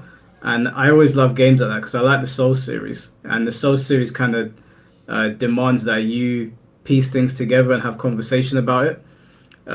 With Helldivers 2, my fondest memory is Malevolent Creek. I don't know if you were playing during that time. Is that an event? Well, kind of. Like it was more community driven, where people were creating Helldivers update pages on Instagram and Twitter, and it would be people putting out updates saying, the robots are advancing on us, which it was true. They weren't lying. Like you would sign onto the game, and like the robots were taking over more area, and then they'd be like, but you need to pay attention because the aliens are still over there. And I remember the Malevolent Creek saga was basically that the robots had almost unionized, and they were taking. Yeah, like, it was like we need Helldivers to come to this planet, otherwise we're screwed. That's And sick. Events like that, yeah, that's sick. It turned into this big thing where people were making songs about it. There's this really popular song about it made by some musician, and I would listen to it. And me and my friends were playing, and we were there on the last day. I think they were calling it D-Day on Instagram, and they were like, it was the last day that you got to be there before the robots took over. But we ended up winning. We ended up getting back. Oh, that's wicked. Yeah, so like they started doing these other songs where it's like, oh, our brothers have fallen in Malevolent Creek and this, that, and the other. And then the I can't remember what they were called, the Illuminati, I think. They started invading, and it's such a community-driven game, and it's one of those games where the culture is to help your friends and to help your brother, and they really emphasize, because this whole culture war bullshit's going on. Yeah, of course. And Helldivers really emphasizes that when you put the suit on, we're all one. Like we're all family here. We all operate as one. There's no you get to wave your flag, you get to bring your politics. It's we're Helldivers and they're the enemy. And the funny thing is that I think the Helldivers are the bad guys. Yeah, they are. They're the fascists. Like, Yeah. half the time you're finding out they're the reason why everything's happening is because they're like extracting ore from the aliens' planets and stuff like that. Yeah. I remember we went to a planet, and the robot, I don't know if the developers did this on purpose, but the robots would stop shooting at you, and they would make like weird noises, and then the community started being like, do you think the robots are the bad guys? And then we'd find like bodies piled on top of each other near like industrial plants where robots were making things into machines. So then people would start questioning people on their team, being like, do you think we're turning people into robots? Or do you think something's going on? And then some of the team would be like brainwashed. They'd be like, don't talk against the Federation like that. It's so much fun. That's so sick, man. That's so sick. That's proper sick. It's like almost breaking the fourth wall, where you're like, it starts to become like, have I misinterpreted what I'm seeing? Yeah, literally. And there's some missions where like you'll go to a planet and you'd have to like create a black hole sort of and destroy the planet. And me and my friend were doing it. We were like, are we supposed to be doing this? Yeah, and I think the developers would lean into it, and you'd go back to your command center, and it'd be like the commander's put out this report, and he'd say something like, there's been a bit of dissension amongst the Helldivers, but don't worry. Yeah, we've got it under control. And we would always crack up and be like, this is so sick. That's funny. Yeah, solid pick. Yeah, Helldivers is a game that I can play forever. I like turn it off for like 3 months, but I know that if I call my boys and be like, let's jump back in, everyone's just like, yeah, we're there. That's wicked. Okay. Burnout 3 for me. Let's get Burnout 3 on there. Let's see, what It's is like it? too much action games, not enough other genres. So Burnout, the first time I ever played Burnout was at a friend's house. I played at my brethren's house. And I was like, why are we playing a racing game?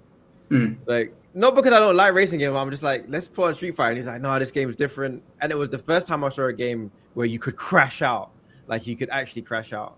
Yeah. Because you had to basically dodge the traffic. The whole game was dodge the traffic, which is cool, but it was basically still a racing game that had a high difficulty ceiling. Like, you play 2-player Burnout, the person who plays the game more is gonna be the winner. Yeah. Because they've just become familiar with the track. And Burnout 3 is when it changed, because it was, instead of contact was a failure, because basically any contact was failure in 1 and 2. But Burnout 3 solved the problem of, like, contact's not a failure now. You're not punished anytime you touch something. It's like now collision is kind of the reward, because you could push your opponents into the traffic much easier. And then it was actually other people were just weapons to manipulate. And the fact that they had that insane slow motion effect as well. And like the car was like smashing and breaking down in slow motion. It was like, oh, you got me, and then now I have to win it back. And it had really good rubber banding, like Mario Kart level rubber banding, where you get hit, you get smashed, you go back to the back of the line, but then you could catch up, and it just made it feel like multiplayer was just so much fun. But single player and multiplayer was just so much fun. But you're getting rewarded to drive in oncoming traffic. It was just the maddest game I ever played. Yeah, I like Burnout 3, but I prefer Burnout Paradise.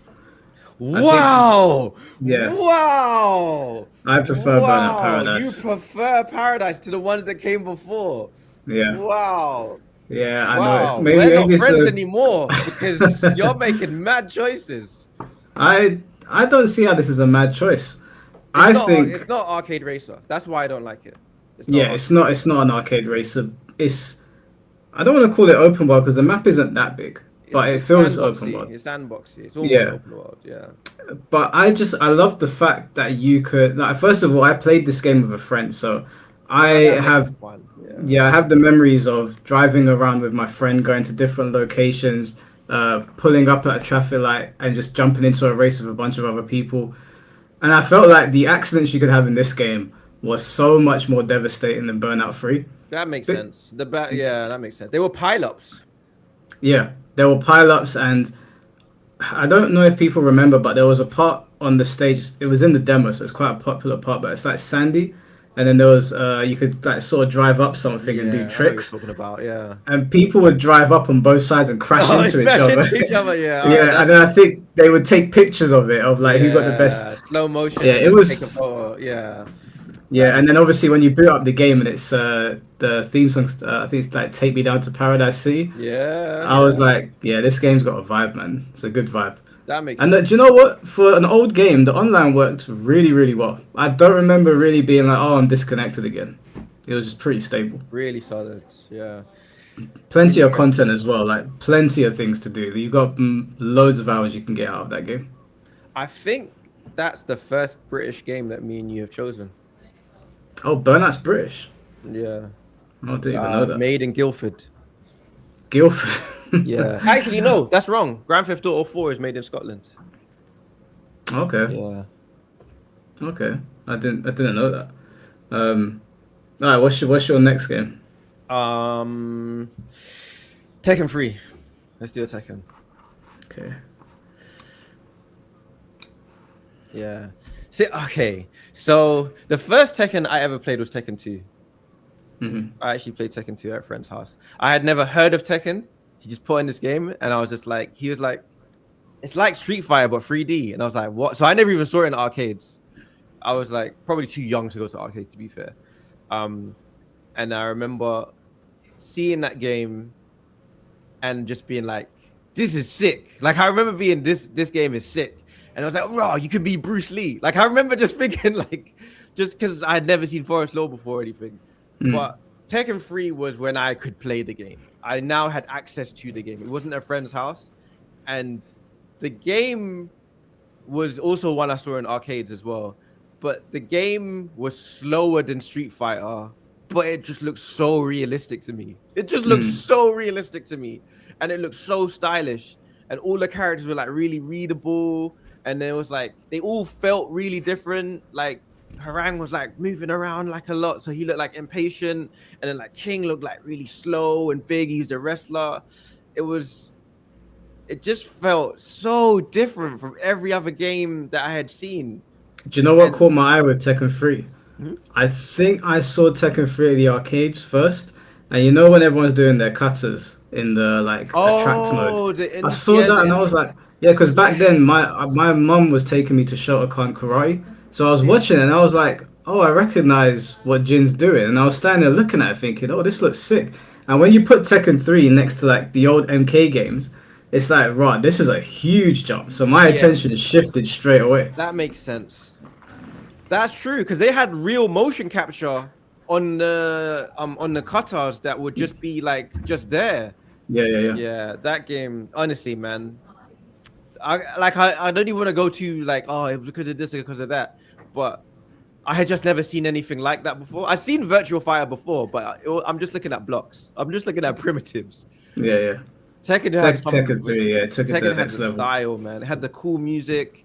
It had like the cool announcer, like when they punched each other, electric appeared. I was like, what the hell is this? It was mad. I remember seeing Ancient Ogre for the first time, and he like looks into the camera and he's like holding someone's head. I guess at the time we thought it was Jin's mum, but yeah, I remember seeing that thinking like, what the fuck is that? Because he looked like a Mortal Kombat character in the wrong game. He did. He looked more like he belonged in Killer Instinct than he did in Tekken in a way. Yeah, 100%. No, Tekken 3 was definitely a pioneer.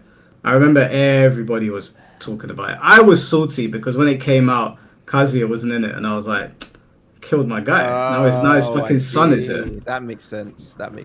But back then, Jim just fought like Kazuya, so I was like, whatever. A confession. I thought when I was old enough, I was going to get Jin's tattoo on my shoulder. That's how much I did Jin I was. Everybody wanted Jin's tattoo on their shoulder. Bruv, that was me at like, when I get older, my first tattoo is going to be the Jin tattoo on my I just was like I grew out of that, but there was a time where I was like, yeah, this is my guy.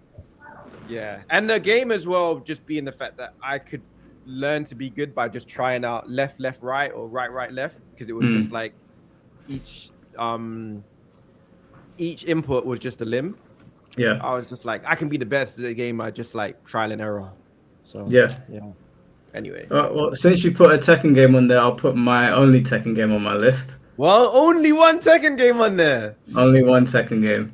But to bear in mind that this list was very hard to put together because I guess depending on your mood, because I feel like me and you are less about the numbers and more about how did it make me feel. Yeah, exactly. Yeah, because a lot of people are like, oh, the level design and blah blah. I'm like, oh, shut up. I ain't trying to hear all that bullshit.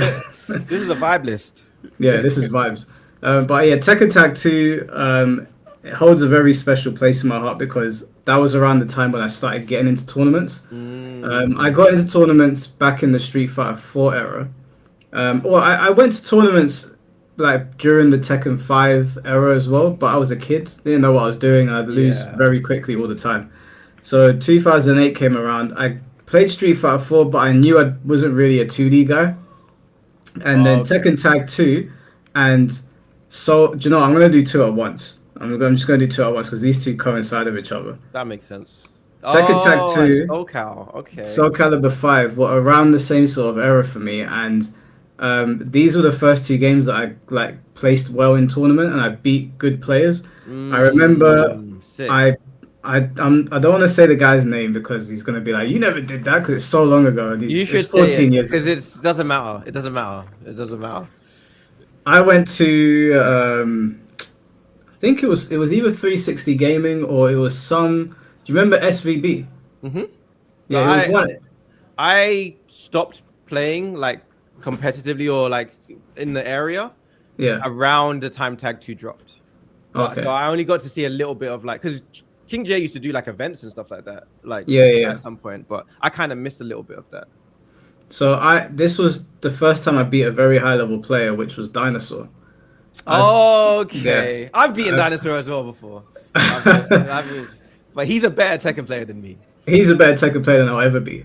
But I managed to beat him, and it was the first time I was like, wow, I can actually do this. Now, funnily enough, the next match was against King Jay, and it was the first time that I met him. Okay. First time I met Jay was, I never forget, he was sitting there. He was quite rude to me as well. But he wasn't rude to me directly, but he was indirectly rude rude. to everyone. He was rude to everyone. Anytime you sat down to play him, I think I only got to watch him play, but he would just make people feel like shit. Yeah. That's why they say bring back Tag 2 Jay, right? they can't handle him. I sat down to play with him, and I think he had just watched me beat Dinosaur, and he turned around to Ru Kang, and he goes, "This is why I do this shit," and it wasn't Ru Kang, it was someone else said, "Get this MK player out here," because people had known me for playing MK9. Like I'd done really, really well at MK9 at this point, but I was not a 2D player. I didn't consider myself a 2D player. So someone said, and to be fair, King J fucked me up pretty badly. Sure. But then we became friends after that, because I think I cussed him out on Soul Calibur 5, and I was like, "You go back to Tekken now," or something like that. That's funny. But yeah, Tag 2, I think as a game, the music was phenomenal. The stages were amazing. I still think it looks better than Tekken 7. The Tag 2 has got it's like the same way that we think Tekken Tag 1 looks better than Tekken 5. I know that some people... No, I know what you mean. I know what you're saying. Yeah, they have a different art direction that maybe not everybody likes, but I did. It had a gigantic roster. It's the only Tekken game where all of my favorite characters were playable at once. That was rough. That game is impossible to be the best at, because you'll be labbing all year. There's so many characters to learn. You can play Tekken Tag 2 today and come up against a matchup you've never seen before. Yeah. And be like, what the hell's going on? Yeah, doing weird frame traps you've never seen before. Yeah. I love the fact that it had... So Tekken Tag 2 was the first one to have the jukebox, but the jukebox was different in Tekken Tag 2. It was... You can put your own music in there. So sick. Yeah. Only on the PlayStation, though, not on PC. So sick. I would have DMX, I'd have Nas playing, I'd have Tupac, I'd have Wu-Tang, and depending on whose house you went to, they'd have different soundtracks of different stages, so you got to hear what kind of music they were into. And I would play Ninja Storm music on here sometimes, and it was so much fun. Like, it was such a nice little package. And they had the World Tekken Federation, which was a website where you could track all of your data. So people were like really into the numbers of like, how's this person doing? And Tekken Tag 2, it displayed your wins and losses. So there was none of this pussyfooting around. You could see how much a man had been fucked up in this game. That's mad. Being a red rank meant something. Yeah. If you were a red rank, you were a scary player. Yeah, I hear you. Now, Ranks are broken forever now. Yeah. With Soul Calibur 5, Soul Calibur 5 is kind of a rebirth for Soul situation. It's an incomplete game. I think they even admitted it was incomplete. But they put Algo in the game, and he's still like the third strongest character in the game, but he's not broken like Soul Calibur 4, so I could actually play with him. And this was the first time where I started winning big tournaments. I beat all the top players at Soul Calibur 5 in the UK. Who was you playing as? Algo. That was your guy? That was my guy. Okay. Yeah, so it had a shit story mode like Rebirth of Souls. It wasn't very good. Those games were good. It was clearly incomplete, but this game had such a sick vibe. And for as much shit as people gave it, it worked pretty well online for me. Algo is one of the greatest character designs that I've ever seen in any fighting game. Wow, big statement. Yeah, he's also one of the most terrifying characters to have to deal with. And there weren't any Algos in the UK. I was pretty much the only one on the tournament circuit. And even I knew in the back of my head, I was like, yeah, this character's really fucked up, because he had a mechanic. He had a thing built into his moveset where if you move backwards or if your attack moves backwards. So if you did Mitsurugi's attack where he sort of Mhm. leans back and then slashes, Yeah. Algor would understand the fact that your character moved back, and if I press back A plus B, or I think 4 A plus B, he would summon a chair for you to sit in, and then blow What? the chair up, and then you would get comboed for 80% if you had enough No. meat. Bro, it was so fucked So up. you're just waiting for him to do that action and react to it, basically. You can't move backwards. You have to move forwards on Algor, and the worst thing about that is you don't want to be in Algor's face because he's really powerful, but he Yep. forces you to move forward. So I had so much fun fucking with people in that game. It was so much fun. And he had a demon flip as well in a 3D game. That is, I never knew about that character. By then, I was only into the early Soul Calibers. I skipped Soul Calibur after that point. Yeah. But, yeah, that's mad. Yeah. All right, that's fair. That's fair. All right, let me speed it up as well by doing Tekken 4 and 5 because I like them for Okay. different reasons.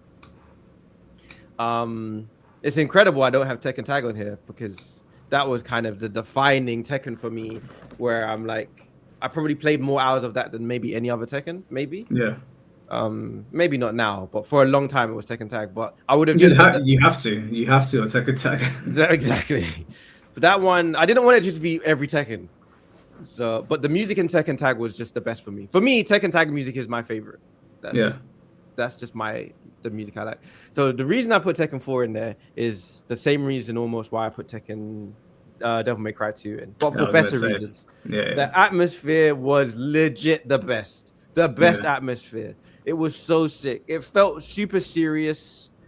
Jin was like, fuck my dad, fuck Heihachi. I'm learning a Yeah. new style of karate. Like he had to like unlearn all the bullshit he was doing in Tekken 3. They had those cool intros that I wish to this day they still kept. The comic book intros with the narrator. They had this eerie music as well. Yeah, I think they should just have carried on doing that instead of trying to like. I would have preferred they stop burning budget on story modes with like cinematics and cutscenes and just do those, and with a cool ending, of course, and just use that budget for just more versus stuff. Yeah. Because I thought it was sick. Those those cool intros. The fact that it was a limited character roster for sure, and But the game was it was a good pick. It was a picks of good characters. pick, and it was good because it gave Kazuya back.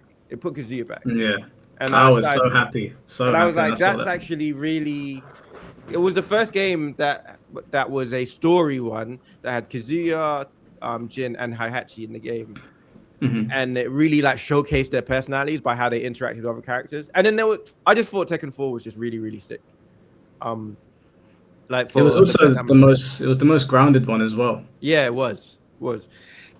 It totally was. And I feel like they started to perfect what they were trying to do with like stages in terms of the theme, not the actual 3D-ness, but the style. Like they're like, okay, when you play Tekken, you get in a beach stage. You're gonna get like a kind of city-esque stage. They had like the themes that I was just like, yeah, I know what I'm getting with the Tekken stage. They had like a jungle stage, like all that stuff. And I like their like Tekken Force modes as well. Yeah, I was gonna say like Tekken 4 did this thing that I feel like Tekken 8 has really fucked up on. You remember when Kazuya first shows you the devil when Jin is sort of chained up? Yeah. They kind of make it look eerie, like you just see a red eye and his voice changes. It's a flash almost. Yeah. But in Tekken 8, it's like he's a shonen jump devil, and it's like it's too much. Yes, totally. You get it because at the end when you see Jin fly away. And there's just the one white feather. Yeah. It's like not overselling the theme to you. It's like, oh, there's some symbolism in here. There's like, oh, this happened in the temple with the big Buddhism thing. Oh, he saw a flash of his mother, so he's like not gonna kill his dad. It was like, it wasn't so anime. It was almost like a movie more. So yeah, it was like a fantastical martial arts movie. Yeah, exactly. So that one just had the best vibes. Tekken 5 for me is the Tekken that's when I started going and playing people in the arcade. And I met like lots of friends. I made like so many friends through Tekken 5. And it's when I started to get pretty decent. There was this event that was called Pause. It was called Bear Licks. That's such a London name. It was one of the London events where we played Tekken 5. It was the first time I ever met Dinosaur. The first time I ever met Ryan Hart. And then Cobra Commander started inviting me to his house to play at his house. He invited me to come to his house today. Really? Yeah. He called me up. It was like, "Oh, do you want to come to my house?" I was like, "You're 5 hours away, mate. I can't come." Fair. Yeah, Cobra Commander used to invite us to his house to play Tekken 5. I feel like everyone knew Chef as well because he was like trying to record everything with his camcorder. Man, Chef, he's the Brian player, right? Yeah. He was the nicest guy. Like, he was genuinely a nice guy. He was the nicest human ever. Like, and he was like, I was not that good at the game at first, and he was like, "Yeah, I'll record your games. I just like to have footage of everyone's games." And he had a camcorder, bro. Yeah. He always had it with him. Like, Tekken 5 was like where I started to really learn about community. Like, really, really learned about like, oh, this is like you can make friends through this. Like, it proper changed things for me. And there was one time I beat Dinosaur in front of other people, and everyone was just like, "Yeah." See, I was an Asuka player back then too. Oh no, she was good back then. Her face wasn't fucked up yet. Like, but yeah, man, I had so much fun. Like, getting beat up by Starscream. Starscream's Horang and his Jin are just last characters I want to fight. So yeah, he's still in one of my group chats every now and then. He pops up. Oh, sick. Yeah, he was the best, man. He was. Yeah, for me, he was sick. He was the best. You met him in person, right? Yeah. He's like he just walk up to you like this, and I'll be like, I'm not sure if he's gonna beat me up in real life or beat me in the game. Mad hench. I was like, bro, this guy is massive, and he was the best Harang player I had ever seen in my life. Yeah. But, he's still. I don't know if he still plays, but I remember watching him play like maybe 7 years ago on Tekken 7. Yeah, and he was still really good. He was still really good at the game. Surprised. He had a good understanding of the game, but he also was like, I just have a real job in real life, so I can't play this game too serious. Yeah, he's got grown man shit going on. Yeah, because he was always older than me as well, so I was like, yeah, not like me, just don't go to school today. Play Tekken. Bro, I did that one too many times. Skipping off school and going to Trocadero. Exactly. All right, I'll put a game on here. I'm gonna put, since we're talking about fighting games, I'm gonna put Here Comes the Pain on here. This is the only wrestling game where I would advocate until I'm blue in the face that this is a tournament level fighting game. Wow. This is you watch this game in tournament, there are more footsies in here than you'll ever get in Tekken 8. Damn. More spacing, more neutral, more mix-ups that are meaningful. This is the best wrestling game ever made, and I only found out recently it's because it was made by some Japanese developers. It's not made by the guys that usually make wrestling games. Oh, so they were taking it super seriously. What is it? Here Comes the Pain, right? Here Comes the Pain. It's so good. It's the best wrestling game ever made. I can't stress to you how sick the animations are. Graphically, it still holds up. When you would hit people, it would actually feel like you were being murdered. So like in new wrestling games, you'll hit someone, it sounds like a pillow. In this game, if Brock Lesnar hit you, the whole ring would shake. But it didn't shake to the point where it felt unrealistic. It was like you just got hit as hard as Brock Lesnar can possibly hit you. I hear you. And you could climb to the top of like the SmackDown Titatron on top of the giant fist. The scaffolding. Just launch people off.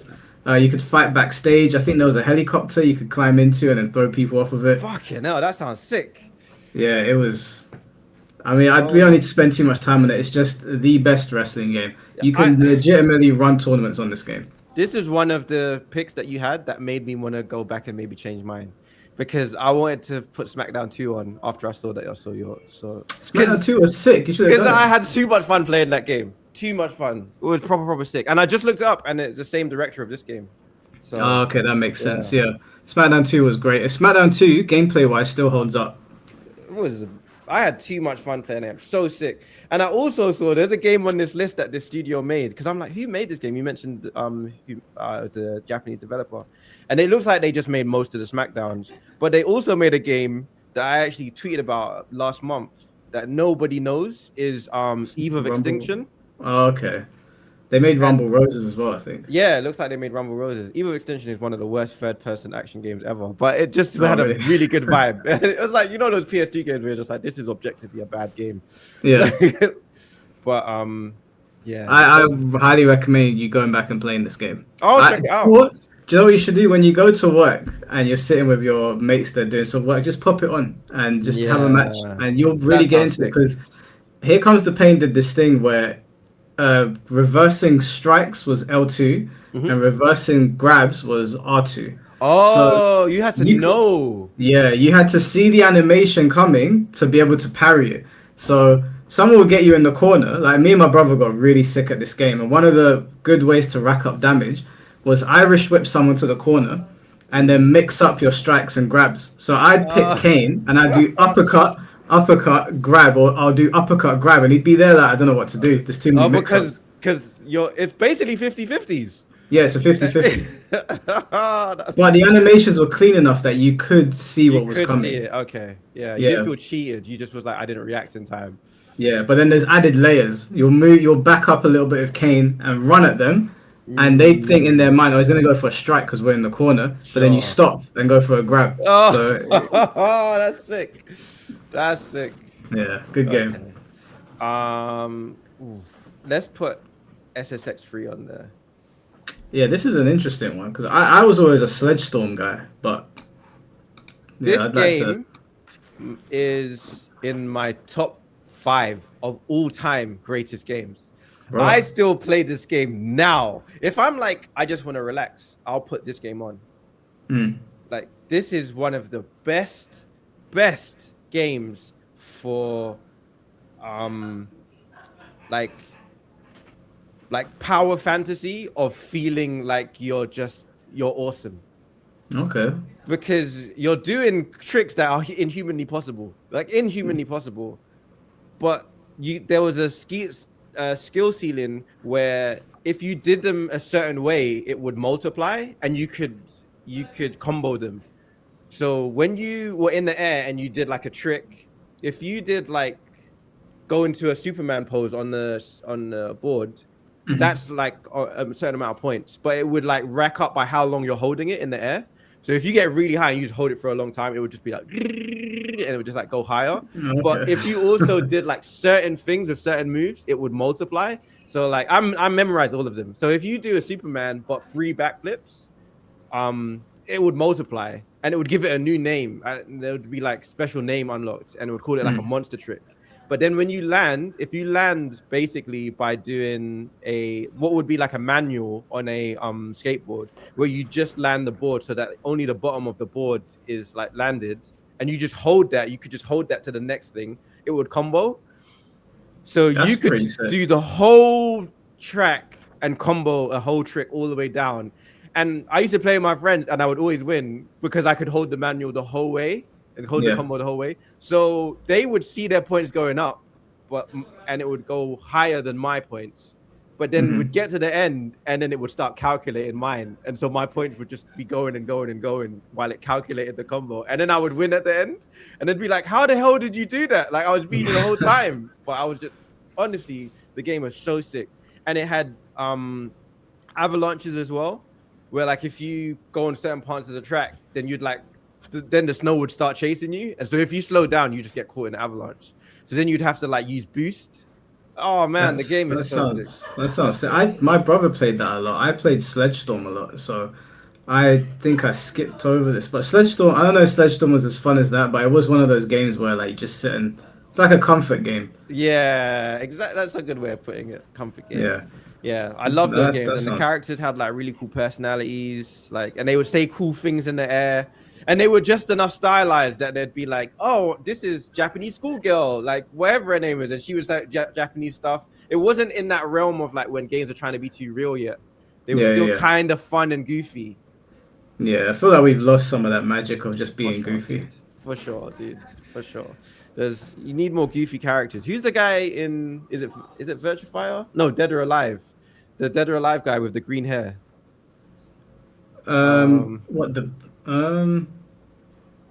Green hair. I can't remember. Ah, The what's his goofy name? character that I could think of in Dead or Alive is the black dude. The Yeah, one the that black owns the dude with green hair. I can't remember his Oh, name. has he got? I thought it Zach. was bald. Zach. He used to be. He used to have green hair in some of them. Oh, okay. But goofy character, Voldo. Yeah. Goofy character. Like I like the Voldo is more disgusting than goofy. But there was just more like play around stuff, man. Not everyone has to be like cool. Sometimes Yeah. it's just fun to have like the weird ones. Like, No, I hear that 100%. Mr. JB, thank you for the $5. Warframe, Final Fantasy 9, Sonic Adventure 2, Onimusha 3, and MGS 4 and 5 are my goats. solid pick. You know, Sonic Adventure 2 would be in my list if I owned it, but I never owned it. But I completely Really? understand. I never owned it. I never had a Dreamcast. Okay, this was the most ghetto way that I got to play Sonic Adventure 2 because I did eventually own it when I was older, but my mom never bought it for me. Basically, remember Toys R Us used to set up a console and you could play a game. Oh yes. I used to go and play Sonic Adventure, because my mum would take ages to shop. Of course, take a long So she time, would of just course. leave me there. I got through so much of Sonic Adventure just to That's play the sick. Toys R Us. That's sick. That's sick. Yeah, I never got to complete it in there because she'd always be like, "Oh, we need to go," and I'd be like, Yeah, for sure. Just just about give me- got to the shadow level. That's it. Yeah. Eventually, I got my hands on it and I played it. But yeah, Toys R Us is where I played a lot of games. That's sick. I used to go to my brethren's house. He used to play it, but I never actually owned it. But I always remember being like, "This is a really good Sonic." I remember just thinking, "This is a really good Sonic game." Yeah. No, it's really good. I don't think it's my favorite Sonic game, but it's definitely up there. I have a controversial pick on my favorite Sonic game, much like DMC2. Fair enough. But we won't get the chat riled up. We'll move on to the next one. We'll be here all day. I think it's you because I did too. Is it? Yeah, I think it's me now. All right, I'm gonna go over a horror game. Gonna put Forbidden Siren in there. I don't know if you've ever played. I don't know this game. So Forbidden Siren. I'm just gonna look it up quickly just to see what it looks like. The Forbidden Siren, at least when I was a kid, was one of the most unsettling, nauseating games to play, and it was nauseating in its gameplay as well. This game looks fucked up. Bro, this game is impossibly hard. This game is so hard. Not only is it terrifying, but because it's so scary, you're always like, oh, I need to get out of here before shit Yeah, goes I don't think sideways. this looks oppressive. This looks oppressive. It doesn't look like enjoyable to play at all. You know when you're having, you know when you don't get enough sleep and you feel like everything's a bit darker and duller around you. That's this whole game. This whole game makes you feel like there's a pressure on you at all times, and at any moment something's gonna jump out at you and make the most weird, like, grudge ring sound. That's what it looks like.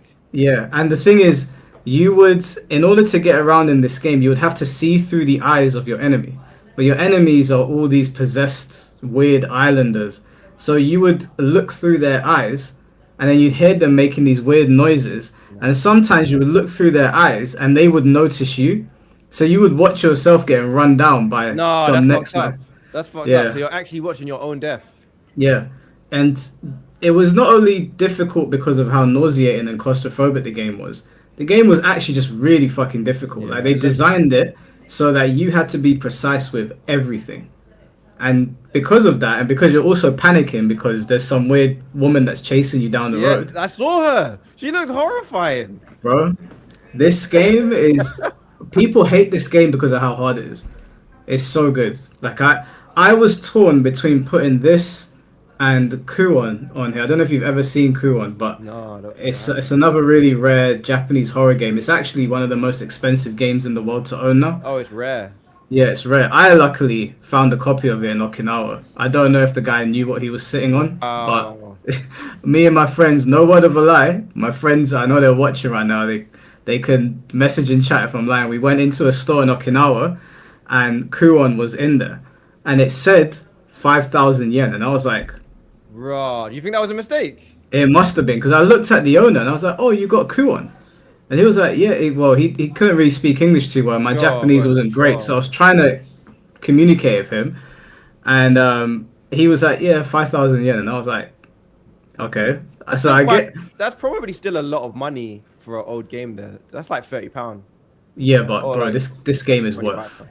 Oh, is it This game worth is lots more than that? bro. This game is worth a lot of fucking money. I can't remember what it's listed at now. Let me check. Actually, I know it's at some ridiculous. Um, Yeah, that's funny. Yeah, look it up. Look it up.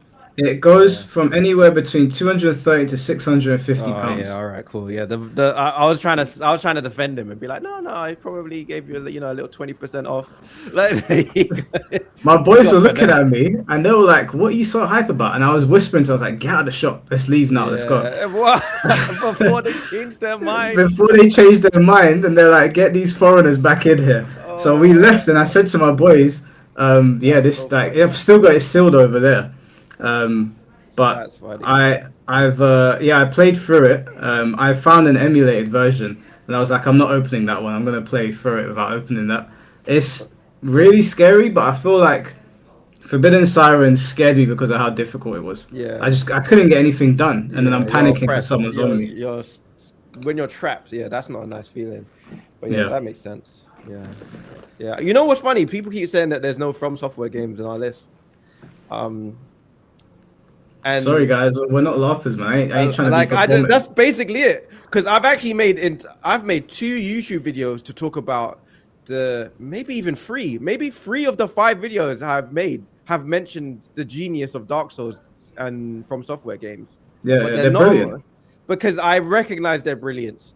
I just don't want to be a faker and be like, I'm the Dark Souls guy, Yeah. like, because I I'm love not. Dark Souls as well. I think Dark Souls. I have very fond memories of Dark Souls 3, but if I have to make a top 30 list, it might be 31. Yeah, that's basically it. It would be just outside, because maybe I came to it a bit too late for the nostalgia factor to like push it right up, like, Mm. or whatever it is. But um, and also FromSoft games probably are a lot more exciting if you didn't play games before that it kind of borrowed stuff from. Yeah, yeah, yeah. Yeah, Um, they're kind of they're everywhere now. yeah, yeah. So anyway, But Kuon was a FromSoft game as well, but I think it was before they were established. I see. Yeah, because they made bare games, bare Yeah, janky games before they made Dark Souls. yeah, Okay. Yeah. Okay, it's me now. yeah, yeah. Let's do Chrono Trigger. Okay. This You know, that when I one saw from this on your list, I was like, why is it not on my list? But it's been yeah, too long. I can't remember enough for me to say this is still in my top 30. I hear that. From this is probably this on some days this is my favorite game of all time. If you catch me on the right day, this is my favorite game of all time. Because I understood the JRPG by then. I had played Pokemon Blue. Played probably Final Fantasy 9 before that as well. But I played it late. But no, I think I played this before Final Fantasy 9. I think I did. Because I told you before I never had a PlayStation 1. Yeah, yeah, I remember you told I me. never had a PlayStation 1. My first console was Game Boy, and then my second console was Game Boy Advance and PlayStation 2, roughly around the same time. Hmm. And then I used to go to all my brethren's house and play all the games. So then a lot of my game, most of the games I was playing were multiplayer, because I was playing with brethrens, or I was watching them play a game and they'd let me have a turn as well. That's actually why Metal Gear Solid isn't on my list. I feel like I didn't get to play it when everyone else is playing it. Yeah, that's how I feel about Borderlands. I kept on Mm, joining games that were already full of players that were way too good.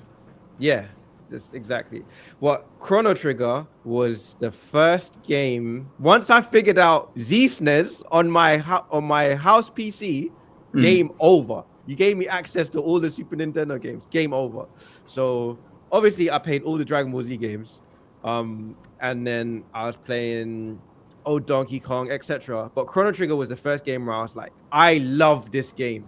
I absolutely love this game. And I just got like transported to it. I believed it. It had like time travel. I was like, what the hell is this? But it wasn't vapid. It was like, oh, we came back to this world 1,000 years later and all of this area is lost. or this bit's all in ruins, or you go back in time and you go back to the same town and it's just a forest. There's no town there. Stuff like that was like really affecting me as a kid, and the music was just like transporting me. I was just like, it's like it taught me about nostalgia before nostalgia. Like that's how I feel about Dark Cloud. That's a really good similar kind of title. Yeah, I love that game. I was very torn about putting it on here. I was very close to putting it on here. That game was just, yeah, it was like really emotionally rich as a game. Yeah. But it was the music, I think, was just transporting to another level. The music was just transported to another level.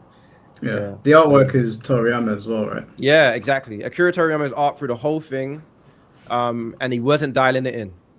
Yeah. You know? It had like basically it had the Avengers on here because it had Akira Toriyama on art. It had Sakaguchi on design, who did all the Final Fantasies. It had like the Secret of Mana team working on it. It was just like loads of people. It's the first Square Enix game because it used to be Squaresoft, but Enix collaborated on this game. Oh, okay. So that makes sense. Yeah, no, Chrono Trigger's a lot of people's number one. Yeah, that was. It makes sense.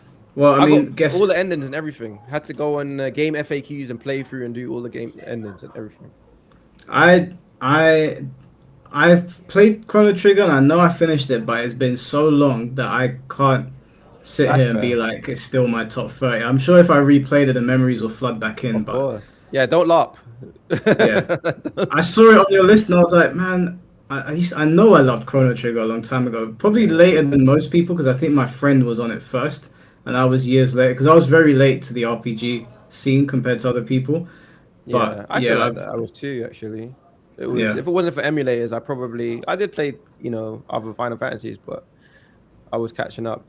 Someone said, Red Coffee said, played Chrono Cross. I haven't played Chrono Cross, I don't know why I haven't played Chrono. It's probably so accessible now. I just slap on an emulator, but I don't know why I haven't played that. Yeah, I ain't played it. But since you've done Toriyama adjacent games, I'm going to put the two on here that I love, which are Tenkaichi 3 and Burst Limit. And I think that these two games satisfied both of my needs with Dragon Ball Z. So Burst Limit satisfied the more traditional fighting game feel, and Tenkaichi was more the power fantasy. I think that Tenkaichi 3 is probably the most important arena fighter game that's ever been created. It is the most nuanced, it's the most intricate, it's the one that I think if you were trying to get a fighting game player to sink their teeth into an arena fighter game, you would point them in Tenkaichi 3 because people are still discovering stuff on this game. I know Sparking Zero is out and I do like Sparking Zero, but it's a heavily watered down version of Tenkaichi 3. On the flip side, Burst Limit, a lot of people complain about, I was having this argument today actually because and Sparking Zero brought in a bunch of new characters, the Super Saiyan Blue, the super characters, the characters from the movies, and they were like, these guys are ripping us off and you're enabling it, Mike. And I was like, are you stupid or something? Brain rot, man. But that's why I think they made a mistake releasing too many characters on launch. They created an atmosphere of ungratefulness. But I think they also couldn't because Tenkaichi 3 had 162 characters, so people are going to be like, where's our characters? They were kind of in a tough situation. I see what you're saying. I just think you can't escape the ungratefulness. It's just there's no way to escape the ungratefulness. No other game is going to give you 100 and something characters. And listen, hear this. The DLC, Sparking Neo, is giving them a brand new game mode. It's actually really good. It's like an RPG mode for kind of like not Xenoverse, but what you would expect to see in Xenoverse. They're giving them episodes for certain characters, brand new costumes. Don't they have like alternate paths and stuff? Yeah. There's alternate paths in the story mode. Yeah. Brand new costumes, 33 characters, and it's $28.99 or $35. So people were saying it's overpriced. No. And I said to them, wait, hold on. So let's be charitable, yeah? If you give people 33 characters, just saying each character is worth $1, and then the story mode that they give you, the new RPG thing's $1, and then all the costumes put together are $1. So even if we priced it that way, they'd still be giving you $1 for every asset in the game. That's impressive. And It's still overpriced to you, and they were like, "Yeah, this should have been free." And I was like, "You guys are idiots." Sorry, Yeah. respectfully. I can't deal There- with these people, man. They're delusional. Yeah, there's a whole. I don't know if you remember actually.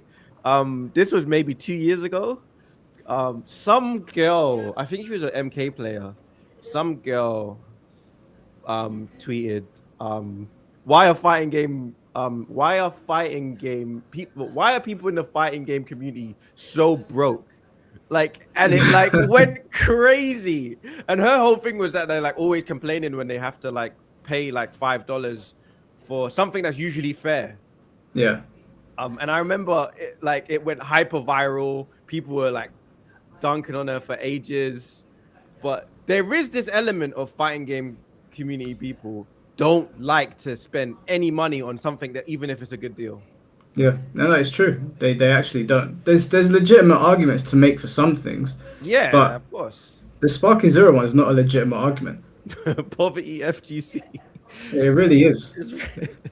They don't like to spend anything. Oh, It's man. it's crazy to me to watch them complain about this DLC and seeing how much it gives you. Because even if you made the argument that a lot of the characters do the same things, I've played it.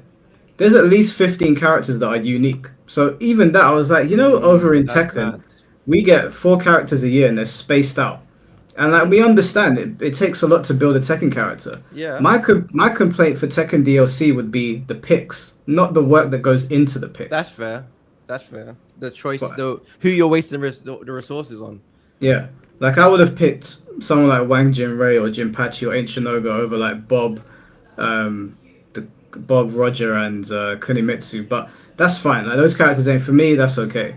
But complaining, saying that 33 characters at $35 with brand new game modes, balance changes, stages, is too much. It's just like your mum said no to giving you money today. Basically, that's how it feels. It's That's just how so it dumb. feels. That's how it feels. Anyway, But yeah, anyway, yeah, Burst. I think I touched on Burst Limit. Just it's a super cool game. I still think it's the best looking Dragon Ball Z game ever made. Great intro, great music. Everyone's very unique in the game. I think it's as in line with traditional fighters as you can possibly get while still maintaining the power fantasy of Dragon Ball. Mhm. It's just a shame it stopped at the Cell Saga, but it's still a great game. I hear you. Yeah. Interestingly, I put no DBZ on mine. You know what I put on and you didn't put on, and I'm really shocked about is I can't see any Street Fighters from you. Yeah, I looked at yours and I was like, it's another Dark Souls thing. Street Fighter might be 31. I hear you. That's mad to me. That's mad to me. Yeah. Yeah. Let me put on Third Strike Okay. because this will be quick to talk about. Third Strike's just the best 2D Street Fighter. It's the most interesting. It's the nicest one to look at. It's got the best animations. The music was like, what are we doing? This is amazing. Yeah, The yeah. music to First Strike is like absolutely no joke. But people hated Street Fighter 3 when it first came out. Yeah, it was despised and not called a real Street Fighter. I actually feel really lucky that I was introduced to it long after it came out. I never saw it in arcades. The guy I used to play Tekken with all the time and Street Fighter, he used to tell me about Third Strike, but it wasn't really easily available in the UK for whatever reason. And then eventually he got a copy of it on Dreamcast, I think it was. And then he introduced it to me in a way he was just like, look, this is going to feel very different from Street Fighter. Like he gave me the talk. He was like, it's going to feel very different. It's not really about like the Ryu and Ken like other ones. Like the sweep is going to feel slow, but you got to give it a chance. And I like proper believed in it. I proper loved the vibe. It's just the best 2D Street Fighter for sure. It was like really brave. It's just a shame that they nerfed Sean before they released the game. Oh, they nerfed it before they released it. Yeah, he was meant to be the protagonist of the game. That makes sense. He was meant to be like Luke, and that's why the whole music is like themed around him. And there was even like a basketball like mini game in there, and then they didn't feel confident because the whole thing of First Strike was we wanted to move away from the classic Street Fighter and try something new. So it was all going to be about Sean and Alex, and the new enemy was Gil, and there was no Ryu, no Chun-Li, and no Ken.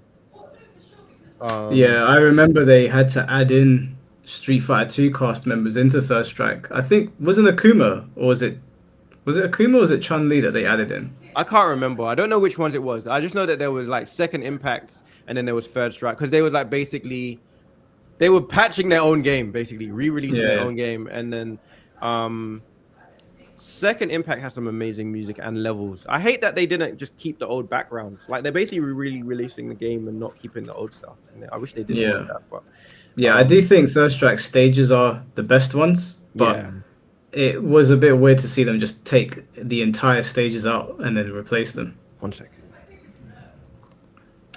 What's chat say? Have you guys crashed out on our picks yet? I've seen some of you in there. But yeah, no, I agree with you. I wasn't a big fan of New Generation or Second Impact, but Third Strike was really good. Yeah, solid. That would have been the Street Fighter game that I would have put on there. Funnily enough, the other Street Fighter game I would have put on there was EX3. Wow, 3. Yeah, yeah. Wow. I mean, I get it because I put EX2 on. So, actually, let me just talk about EX2 since it's there. This is considered a rubbish game by many people. I had the most fun playing this game. Yeah. It's just a very fun game. Music is sick. The music was always really fun, jazzy, like hype. The fact you could chain super specials. Yeah. Like, it was super sick. I love this. I love Scalomania. He's like one of my favorite Street Fighter characters of all time because he was fun. I loved D Dark. What was the guy? Was it Ghidorah or something like that? The evil character. The one with the spikes. What's his name? That was one of my Garuda. Garuda, that's it. Yeah. One of my favorite. That's one of my favorite characters, Street Fighter characters of all time. We never see him anymore. Yeah, I absolutely loved this game, man. Like, do you know who's got the sickest theme in the EX games? Sagat, Before Moon. Yes, the full Moon song is sick. Honestly, there's so much good vibes about this game. And it had a very 80s vibe. I know it sounds weird, but the music had like a bit of an 80s vibe. It felt almost like a Jean-Claude Van Damme movie sometimes. It was like there was something about it. No, I agree with you, man. It was that. Yeah, that's a solid pick. The only reason I said EX3 is because that's the one that I played with my friends. That makes sense. And I know that. Oh, people tell me EX2 is better, but I have more playtime in 3. I don't know enough about 2 to comment on it. It still had the good characters. Still had D Dark. Still had Scalomania. Still had the fun guys. Yeah.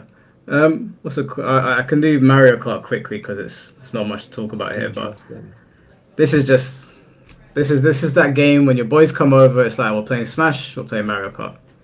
You know, I don't have a single. Oh, actually, I was gonna say I don't have a single Nintendo game. I think I have one. But yeah, Mario Kart's such a solid pick. I'm surprised I didn't pick that too. Yeah, Double Dash in particular is like when Double Dash came out and you could just flip around and like switch weapons or switch who you wanted up front. It was just so much fun. Graphically, I feel like it was ahead of its time as well because I feel like its graphics stood the test of time. The stages were sick. They still reused them in new Mario Kart games all the time. If anything, I see sick Double Dash stages reoccurring in new Mario Kart games more than any of them. I think it had the best item system. It was the sweet spot between how wacky it's gotten now and how mundane it was in the older ones. And the music, man, the music in this game was so sick. It was the game. It just felt so sick to drift. Like sometimes in games you hit the blue spark and you're like, but in Double Dash it was like, yeah, this was a lot. I've probably got like 2,000, 3,000 hours in Double Dash. Oh. Yeah. Yeah. This was my. I mean, Yaya found out the hard way not to challenge me on Mario Kart. He tried to test you at Mario Kart and found out. He tried. He tried it on a Mario Kart game that I'm not even as good at. I'm much better on Double Dash. So yeah, wow. Double Dash, and I would go out of my way to not do the cheats because people could just start the race and then end it in like 2 seconds. Really? Oh, you can break it. Okay. Yeah, you can break it. So I was like, I'm not gonna play like that, even though I know how to do them. But I just learned all the quickest ways to move about in Mario Kart. This was the game. I might have more hours in Mario Kart than any other game ever. Wow, what a statement. Yeah, what a statement. I hear that. Yeah, I think Super Nintendo Mario Kart would have been my choice out of them because it was one of the first games I ever played. Mm. Yeah, but yeah, I hear that. It's a good fun game. I don't see people hating on us too much on our list too much. Well, Tiny Pastor said Mike legit be liking all the games in the franchise people tend to not. Man might just be a contrarian. Yeah, all right, fair. That's fair. I mean, I thought people loved Double Dash. At least in my household, everyone loved it. Yeah. Don't really care what's going on outside as long as we're happy. Mr. Jamie, thank you for the $5. You know what? Screw it, Mike. Put Sonic 06 in your tier list. Forget dim haters. Sonic 06 forever, What baby. is Sonic 06? What the hell is Sonic 06? Sonic 06 is the one with I think it's the bad guy's name was Mephiles and Iblis, and it had The metal one. yeah, it had Silver from the future, who was basically Okay. Trunks. He's basically Um, Trunks. it's the first game I think you see Sonic kiss a human as well. That was a bit Oh, wild. weird. But yeah, Sonic 06 is a glitchy Oh, abomination. it's the one that was rushed out. Yes. Yeah, Yeah, of course. And it never had proper QA in. I think they was trying to release it at the same time as like the 20th anniversary or 15th anniversary or something. I know which one you're talking about. So the and game it's never such got a it's time. such a shame because if that game was polished, it would be an all timer. Wow. You could see the when you said that gamers used to use their imagination. Yeah. You really had to use your imagination with Sonic 06. If But you it had a see very like Dragon Ball Z Cell Saga sort of storyline to it, so Okay. I liked it, man. I don't care what anyone says. I liked it. It's good times. Joel, thank you for the $5. Did you guys play any Genesis games? Sonic 2, Streets of Rage, Shinobi 3, and Beyond Oasis need to be on here. I don't know about you. I've played all of them apart from Beyond Yeah, I Oasis. don't know what Beyond the Oasis is, but all of the others I played. And Sonic 2 was the first console game I played in my house because my dad's friend had a Mega Drive and he let me borrow it for a week. And so I just Yeah. played Sonic 2 the whole time. But I feel like I was too young. I was a bit too young for it to like form. Like, How like old are I you just, again? I'm, I'm 40 now. I just turned 40. I thought you Yeah. were younger than me. Yeah, no, I just turned 40 now. But I feel like I was Black don't crack. That's yeah. crazy. I I thought you were. just turned 40. But I feel like I was a bit too young to play them and like them really everything in my teenage years is when I was like formed what I like. Yeah. Like I like slasher games because of Devil May Cry. I like romancing games because of Final Fantasies. Yeah. Yeah. No, that makes sense. The same thing with me. Like I had a Genesis. I played Sonic 2. One of my best friends, he's a Sonic fanatic. So Mm. whether I liked it or not, Sonic was going to go on in the house. So I've played through pretty much all of them. And although I love Sonic and Streets of Rage was great, this is my top 30. And I must have played Yeah, 1,000 games by now. that's So facts. That's if you facts. don't see your favorite game on here, it might be in my top 40. I probably do like it. It's just we had to be honest. Real talk. But yeah, what's your next game? Donkey Kong Country. It's just a perfect game. It's a perfect game. I completed it like recently, maybe about 2 years ago. I just went back and replayed the whole game. I don't know why I got the no, I don't know why it's the Game Boy version, but I played the Super Nintendo version. But it's That's just the a only perfect picture game. I could find for Yeah, some that's reason. fair. That's fine. That's fine. But literally a perfect game. It's a perfect game, Mm. and it's a Nintendo game that was made in the UK that like Is set up Rare. is Donkey Kong Country the side scroller one? Yeah, See, I didn't like it. I'm not gonna lie to you. that's fair. That's fair. That's Yeah, fair. I was a Crash Bandicoot guy. Like that was my shit. That's fair. But it was the first time I saw 3D renders turned into a 2D, which is basically they pioneered that. After they did this, they were like, we're gonna make games this way. We're gonna make 3D renders and turn them into sprites. Made Donkey Kong. Then they're like, all right, cool, let's try this again. Then they made Killer Instinct, same thing. They just like perfected a new style of making art for games. But I just think Yeah. it's a perfect platformer. It's a perfect platformer. Did you ever play was it Starman? Before it was before Rayman. I never played this. I only heard about people talk about it, and it was like decades later. I looked it up, and I was like, I've never seen this before in my life. Oh wait, no, sorry, it's called Rystar. Rystar was Right? his name. Is it where? Hang on. I'm trying to think of how do you spell it. I just want to check that I'm talking about. I think it's RI and then Star. Oh no, I'm thinking about something different. No, this looks sick. It was very sick. It was before Yeah, Rayman, I'm pretty I've sure. never It seen this was before. So he's just a star kid. he's just a star doing star stuff. Like you, it's It basically looks like, Rayman. yeah, it looks like a Rayman slash Sonic game. Yeah, it's basically in between, and it had great music. It's just super underappreciated. Yeah, that makes sense. Um, all right. Well, since I spoke about Mario Kart and Smash Bros, I guess I'll put Ultimate in there. Although Ultimate, I don't have the most hours in Ultimate. The most hours I have in a Smash game is Brawl.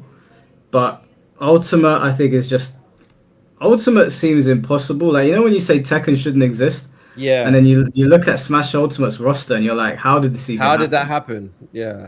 Like, you got Kazuya and Sora in the same roster. But I probably have a good 1,000 hours into Smash Ultimate, and it will never get old.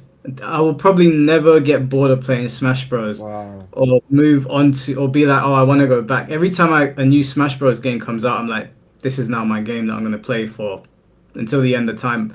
So whenever they bring out a new one is when I'll probably stop playing this one. And this was the main game in my group because we would all play different fighting games or different shooting games. Like I had one friend that was into FPS. Me and my boy were like into Street Fighter. That's when I played Street Fighter the most before we went to Australia. We would Oh, compete all okay. the time. And then my other friend was just a Sonic guy. But this game was the game that brought everyone together. It was like Okay. my boy he plays shooting games. He's got Solid Snake. I've got traditional fighting game characters in it. Sonic's in the game, so yeah, That's it mad. was What's the it was the name of the perfect game? What's it called? Smash Ultimate. Okay, okay. I just didn't know which Smash it was. I just didn't know which Smash it was. Smash Yeah, Ultimate. this is the latest one. But yeah, Okay. Ultimate's a I never played the late. I never played that one. I played all the ones before, but I never played that one. you should it's a lot of fun. I'm surprised that they stopped releasing characters because it just felt like people just keep buying them. Bro, that's mad. Maybe they're planning another one beyond I Oasis. yeah, I heard that. Joel, thank you for the $10. Beyond Oasis is the RPG in the 16-bit era and the best looking. It was the grandfather of Shenmue, Dark Souls, and Yakuza. RPG with fighting game inputs. Okay. I've never seen this before in my life. I'm looking up. I'm like, I've never seen this before. Bro, it's looking like a cross between Aladdin and and Axel from Streets of Rage. This is literally Yeah, never seen this before. Have you seen this before? I've never seen this in my life. I've never seen this either. This guy's got weird like hand positions. Like Yeah. he looks almost like he's a JoJo's character at times. Yeah, it looks interesting. I mean, look, I'm not gonna lie to you. I'm probably not gonna go back and play it, but I will. I yeah, will. I like shit like this. yeah, I I like shit probably like won't go back, but I can appreciate the roots for sure. Yeah. Yeah, so there's Um, not enough hate in the group. There's not enough hate. You need to get what's it called? My biggest hater, Blast S rank. You need oh to get my you my need to find days, him. Get him involved. My bro, biggest that guy is fucking crazy. he's Wait, a the chat might know him actually. Let me just put up the comment on screen so these guys can see, because I want to see if these guys know him, Blast S rank. You need to bro. get him here. He hates my guts. This guy, blast underscore S underscore rank underscore one. This guy, wherever Dell is, it don't matter where it is. Any video. He could be on fucking 4chan or Kiwi Farms. This guy will show up and start cussing him. Yeah. It doesn't matter what video. I don't even know who this person is that he's talking to. I sent you a picture actually. I sent you another one. Another one. No, I just basically tried to find all the different videos he left a comment under when I was in. But I could only find like 6, but there's way more. So these are six different videos. Did I send it? This is mad. Yeah. So the Dell- top left, the top left is when I did a video with Resonant Arc. They basically cover mostly JRPGs. And the middle one is when I did a video with on Sacred Symbols. He's like a PlayStation, mainly a PlayStation blog, like guy. He used to work at IGN. And then obviously the top right is when we talked about Virtua Fighter. Yeah. He said he's skipping the video, but then he gave his comment on the video afterwards. And then a Moon Soul Slayer, he left a video for me there. He's like, that was a fraud. And I can't remember what the other video was, but I had trouble finding all of the times he posted it. Yeah. And even the resin art one, the one in the top left, I had to find the image because the guy who posted the video, he said he deleted it. I was just like, oh, I shouldn't have deleted his comment. Like I wanted to stay there. Like I'm like, he's my biggest champion, man. I love this guy. I really want him to come to the stream, and I need you to turn your camera on. I need you to turn your mic on. I need to see the face of hatred, because this is ridiculous. He hates my guts. I don't know who he is. I don't know. You know what's funny is I don't know where it started from too, because I only picked up when I think I saw it like 3 times. I was like, oh, right, this guy's not a huge Dell fan. Interesting. Like, because I recognized the name by then, but I don't know the first time. So there could be like 5 or 6 more times, like that he was just like, I hate Dell. I hate his guts. That's actually crazy. He's everywhere. He'll be on the bottom of this video, guys. When you see him on this video, please leave comments under his comment, because he's gonna chat shit. He might not though. Because he doesn't comment on every video. He might not. He comments on enough. He'll if it's one dedicated to you, he'll be there. His hate meter is gonna be on max. Got deleted. I can't find him on YouTube. No, it's not deleted. He's still there. It's Blast. Let me see where it is. Yeah, it's Blast _S_rank_1. Madman. Absolute madman. I'm his biggest fan. Great guy. Hey, maybe it's a disgruntled ex. I don't think so. You never know, bro. I don't think so. Yeah. Alright, yeah, it's your turn. Let's see that list. I guess Final Fantasy X. It's good. It's a good time to do Final Fantasy X. Yeah, this is also my girl's favorite Final Fantasy. Yeah, that's. It's a perfect Final Fantasy. It's absolutely perfect. It's like they figured out the entire formula, and everything went right. The game had the motion. It had so much good lore. They talked about like civilizations. It also didn't make you feel like you was the center of the story. It felt like the story was happening and you was witnessing it, because the story was about Yuna. And even then, it wasn't really about her. It was about the fact that many people had tried to do this pilgrimage before, like over and over and over again. So you're seeing this thing happen countless and countless of times. What did you think of 10-2? I liked it. I thought it was decent.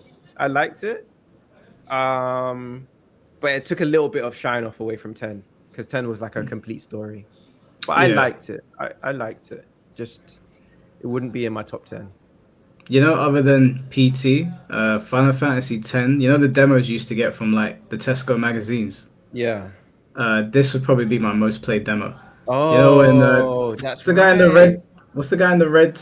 Auron, because it had the demo where he comes to the Zanarkand. Yeah. And you have to play the sin things come into the middle of the road, and you gotta take them out.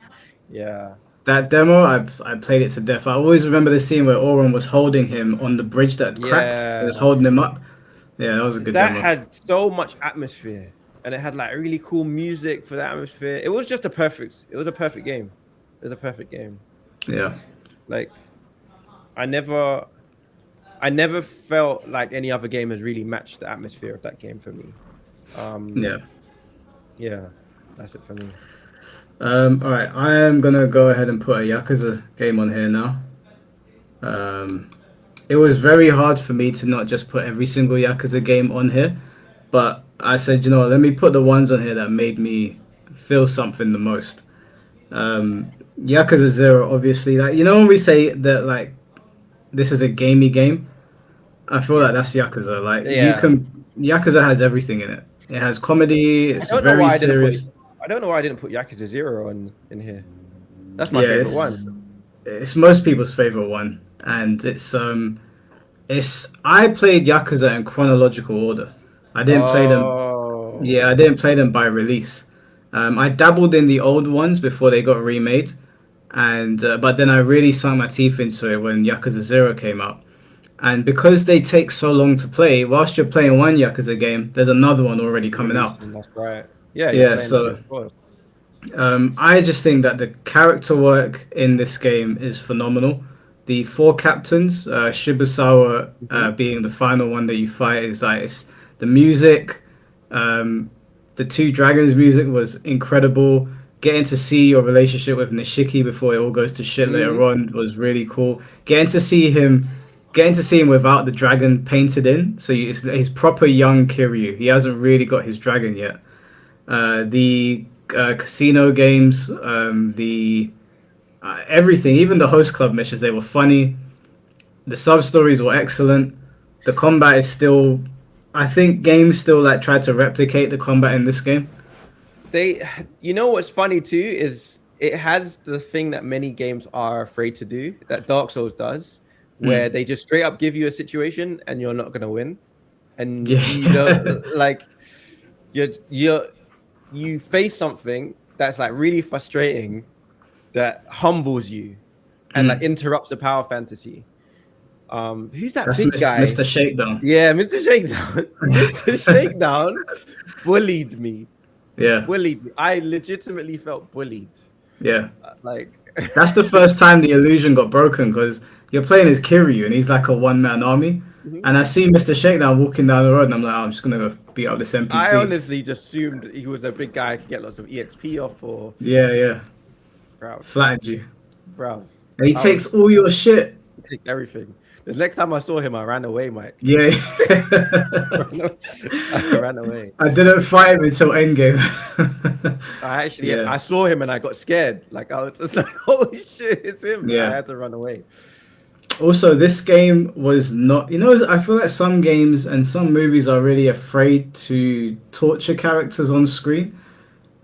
Okay, you don't really get it too often. Like they normally turn the camera away, and you Yeah, don't get to see what's going on.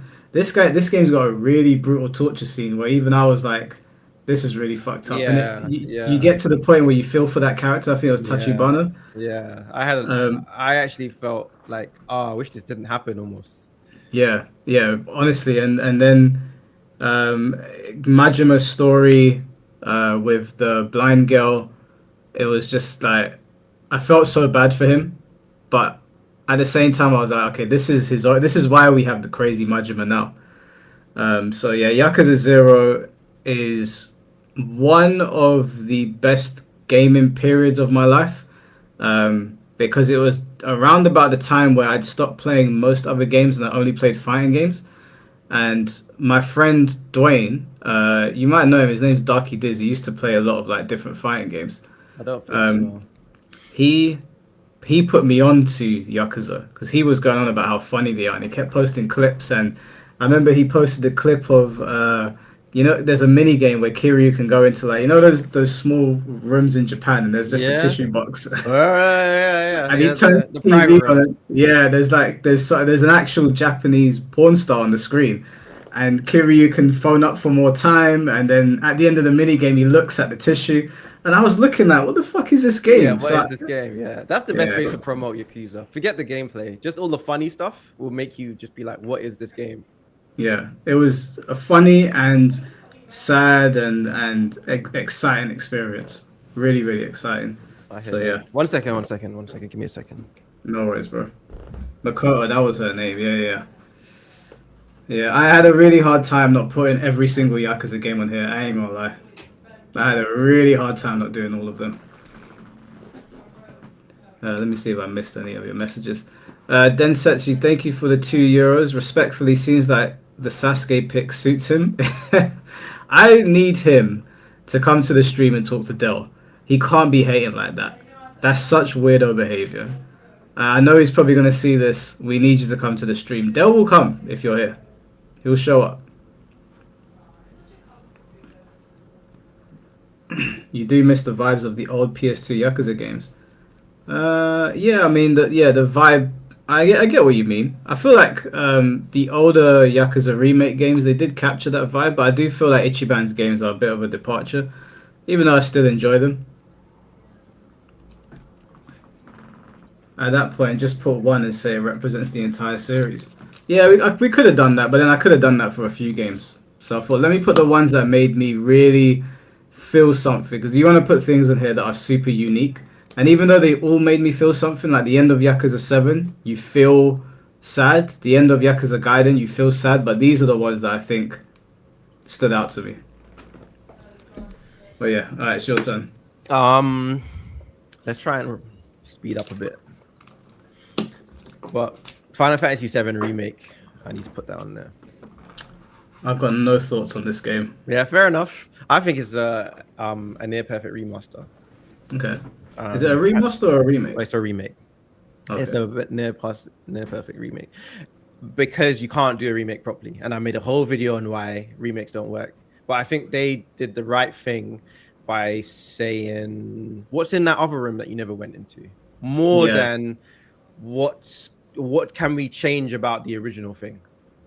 Okay, so they, like you said in your video, they kind of bring your imagination to life. Yeah, that's how I feel. I know that lots of people are like, "Oh, the original is much better," blah blah blah. And if I had time, I would probably put both on there. But the reason I picked remake is I feel confident telling someone who's never played a Final Fantasy, just check this game out. And they would get the vibe of what a Final Fantasy kind of is. Yeah. But I just really liked it. I really liked it. It worked for me. And I actually finished Final Fantasy VII just before this came out to prepare myself. Okay. And the whole time I was playing, I was just like, "Oh, that's sick. That's sick what they did there." They would turn like little conversations into entire cutscenes. Yeah. Where you'd be like, "Oh, this was just maybe 6 text boxes between these two people." And they're like, "Oh, what happens if you actually go to her house, go to Jessie's house? Oh, and you find out that she, her mother's sick. Oh, that's why she's the way she's this way." And like they expanded on it. Oh, okay. So they kind of took your imagination, which was here, and then they just made it. Like yeah. Instead of just here's the same game, 1 for 1.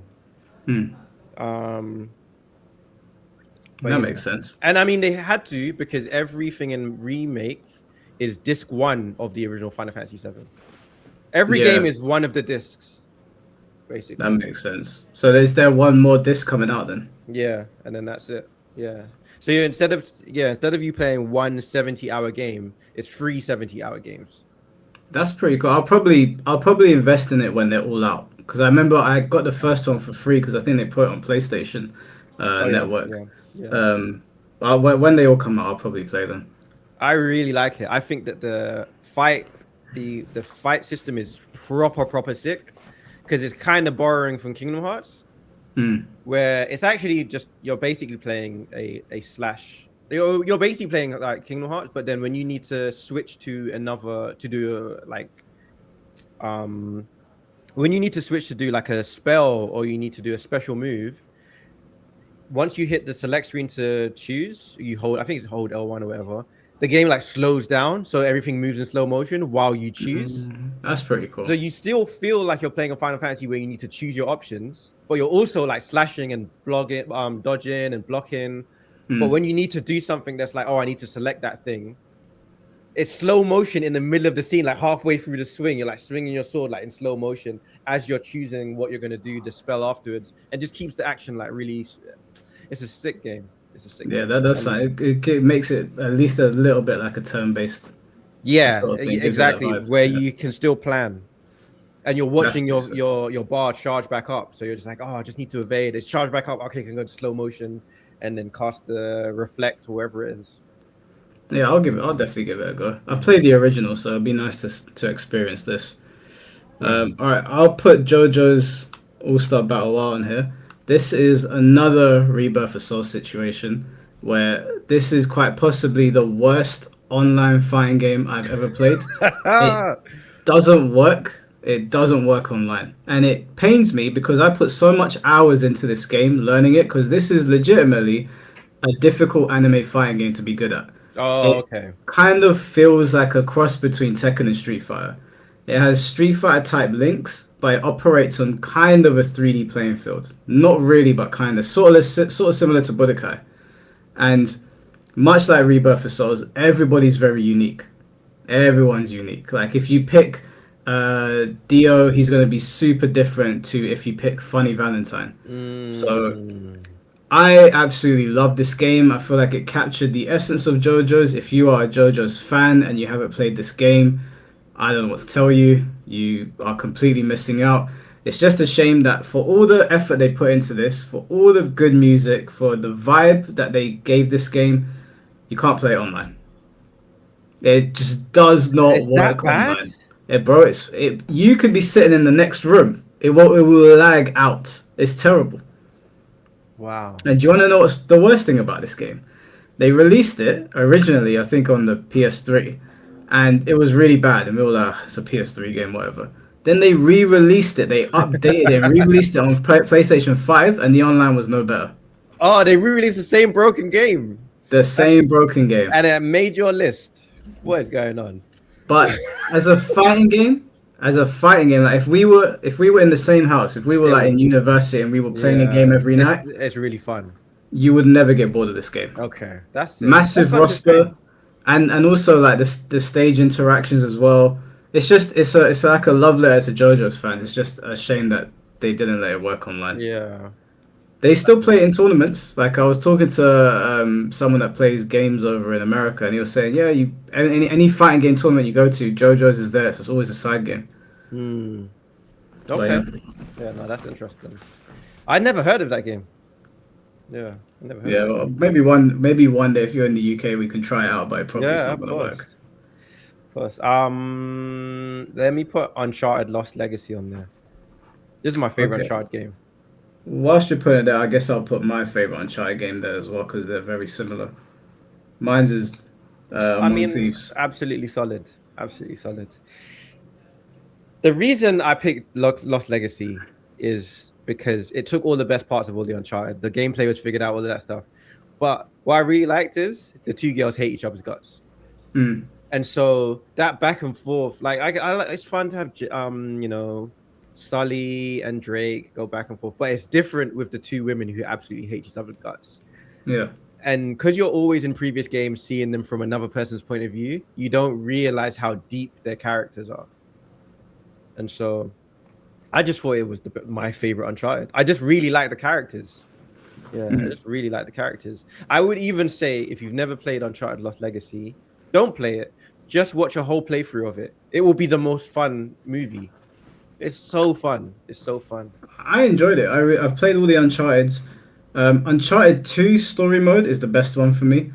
I think that was the most, like, it gave me the Mummy vibes almost, like Mummy Indiana Jones vibes. That makes And that was the most fun. But the reason I put Uncharted 4 here is because I think Uncharted 4 is one of the best multiplayer games that I've ever played. Oh, factions. Of Yeah. course. Well, yeah, they didn't really call it. It wasn't really factions, but Well, in it's line with sorry. It's the Uncharted multiplayer, but it was what they based factions on. Yeah. So me and my friends got so good on this game that we actually considered entering tournaments. Wow. We had a team called HBK, and we were really like we were putting in the hours. We had strategies. Wow. It was so much fun. And then they brought in old stages like Trainwreck and Ice Cave, and we were like, yeah, this is the game. This is another game like Double Dash that I have like a good 1,000 hours in. Wow, that deep. Okay. Yeah, I've got some videos on the channel of me playing it. That's sick. I think the other thing that a reason why Uncharted as well is I had to put an Uncharted in there too, is because games were getting a bit too, I don't know, man. Like there was a period of time where games were getting a little bit more like quick time action and Yeah. like Heavy Rain and stuff. And I thought I didn't like those sorts of games. I was like, no, I don't like these Western games where they're trying to be movies, man. And then Uncharted changed my mind. And by Uncharted Lost Legacy, I was like, I think this might be my new favorite style of game. Yeah. It's like you are watching a movie, but you're not just a passenger. Yeah, that's a good way to put it. I actually think it did a better job of that than The Last of Us. Yeah, I think agreed. Uncharted is more gamey than The Last of Us. I agree. Yeah, there's a jump button for one. Yeah. In Uncharted 4, you could swing like Spider-Man. So you could hook the grapple hook, swing onto someone, and then jump down and punch them. Yeah. One hit KO. That shit Yeah. was Knock them out straight away. If that guy's got a big AK-47, then he's out.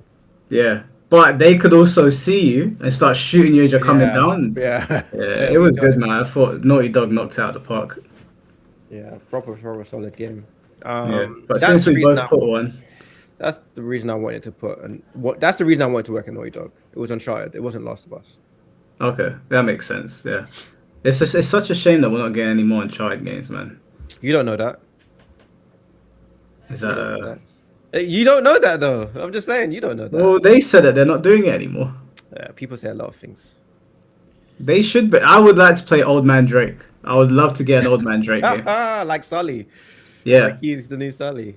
yeah, like have him like move into Sully's because I know they introduced his daughter, and like I don't know if you want to replace Drake, but it would be good to get a trilogy of games where he's the old man, and Sully is like on his way out. I think that would be Yeah, pretty cool. That would be that makes sense. The only thing I think about if they ever did one with his daughter, I hope people wouldn't just be like, this is just fake Lara Croft.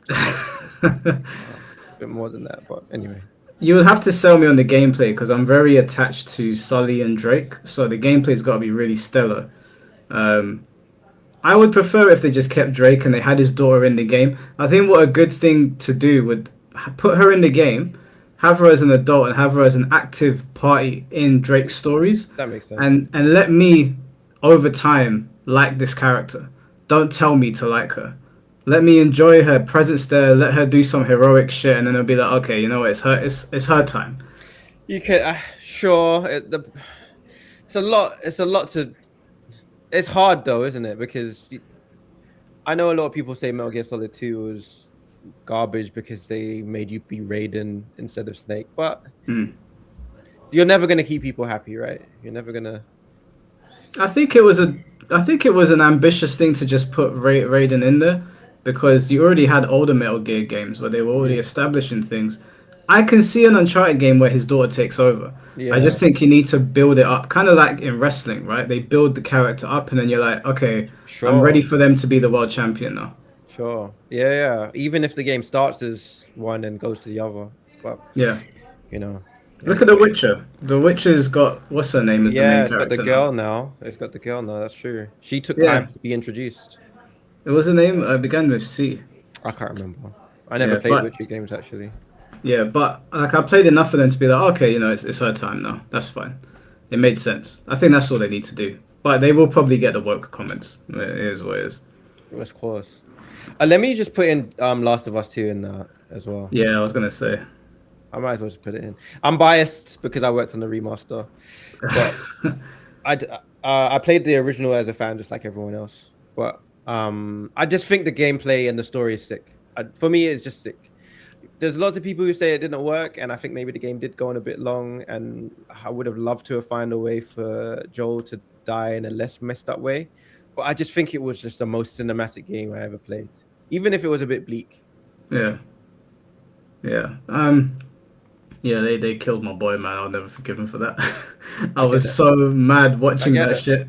I get that. Do you know, I wouldn't have cared if they killed. No, sorry, I would have cared if they killed him, but it's how they killed him. Yeah, that's Because he was so smart in the first game and he was so seasoned and he was so cautious. When he was like, "Yeah, my name's Joel. We're staying at this place up there," I was like, "Bro, what are you doing?" And then they killed him. I was like, "No, I'm not accepting this." I was so pissed. It was a mess. It was very messed up the way it happened.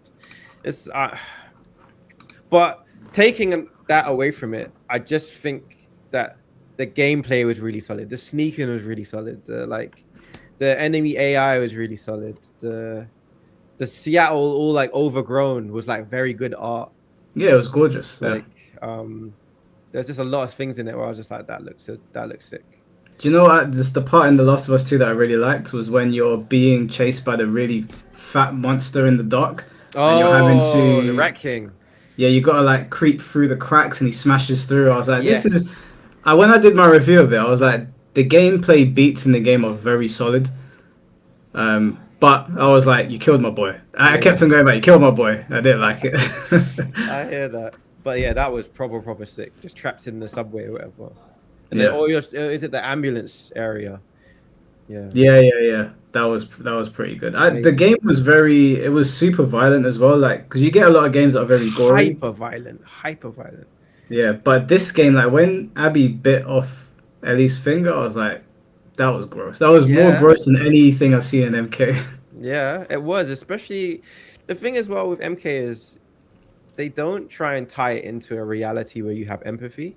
Whereas Yeah, like when Ellie's like got someone like in a chokehold and she's like stabbing them in the ribs with like a shiv and then like yeah, crying like Mary help like yeah. like, Do this is fucked up, man. you know what part I felt was fucked up? You know when you're sneaking around and there's like sort of tall grass and Mhm. there's dogs and you sort of throw the Molotov and you hear the dogs like squeal? And I was like, Yeah.